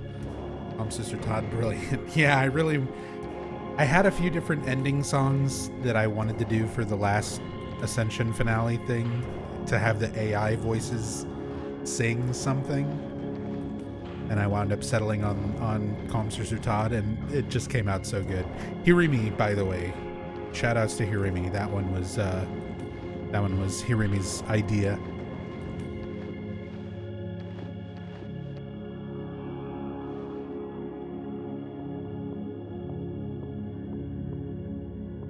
I was going to go with You'll Be in My Heart by Phil Collins originally. And I even posted the AI cover of that in my Discord for anyone who wants to hear it. But Hirimi suggested like Calm Sister Todd, and when we ran it through the AI with his voice, it just came out so funny with all the mistakes, all the weird times where it just turned into like garbled sound. We were laughing our asses off. I was like, that's got to be the ending. She's really worked you over, hasn't she? I'm surprised to see you.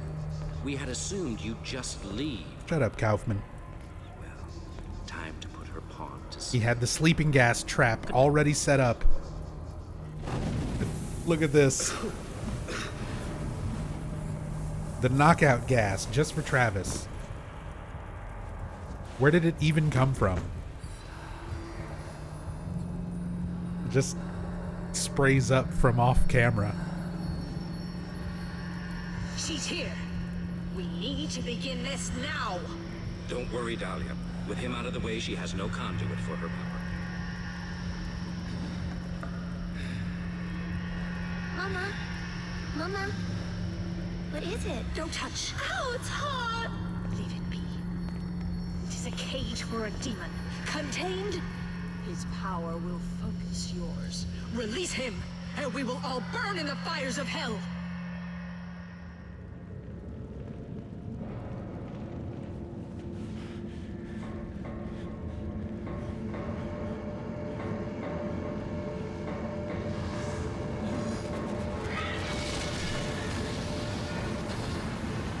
Diablo.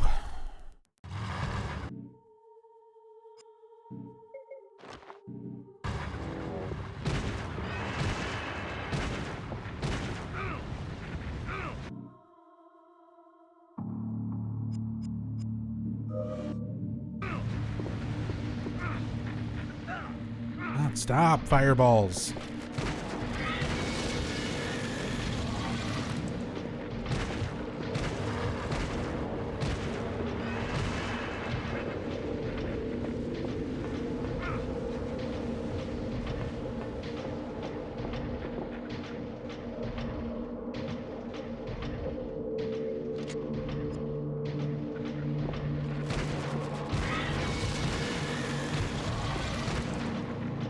It's a doom demon. It's a doom demon. It's a Satan. It's a generic fucking, yeah. Not a great enemy design. Not an awesome looking final boss.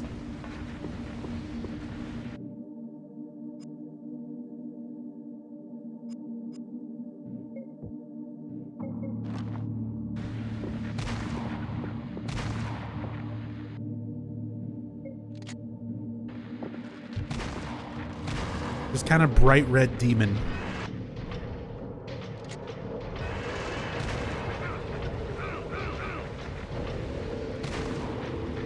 Classic bright red demon.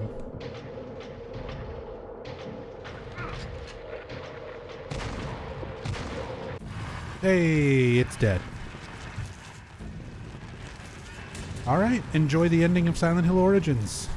I will be back tomorrow for a Silent Hill Downpour playthrough, since that's what won the vote.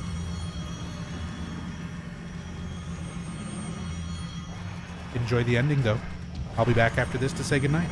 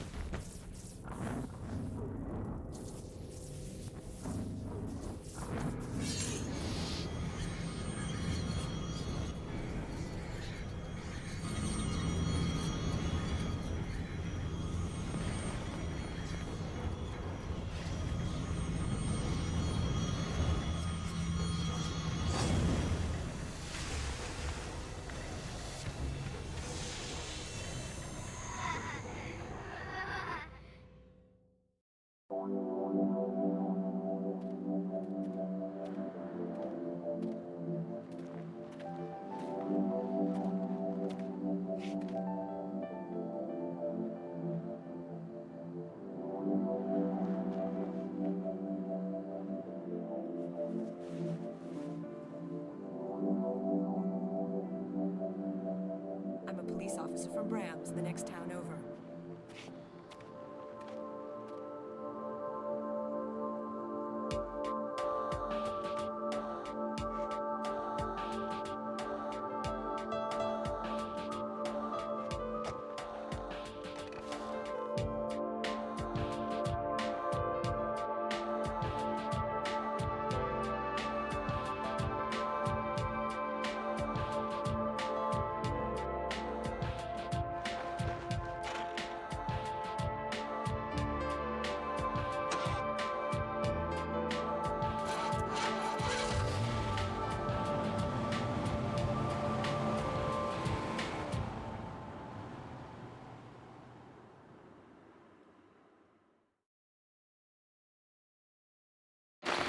I don't believe it.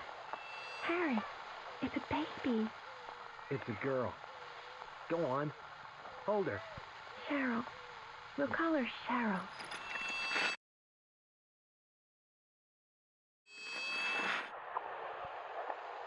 Half the soul is lost. The seed lies dormant. The other half is not lost. We'll use a summoning spell. Hearing her pain, it is sure to come. It will take time. We can wait.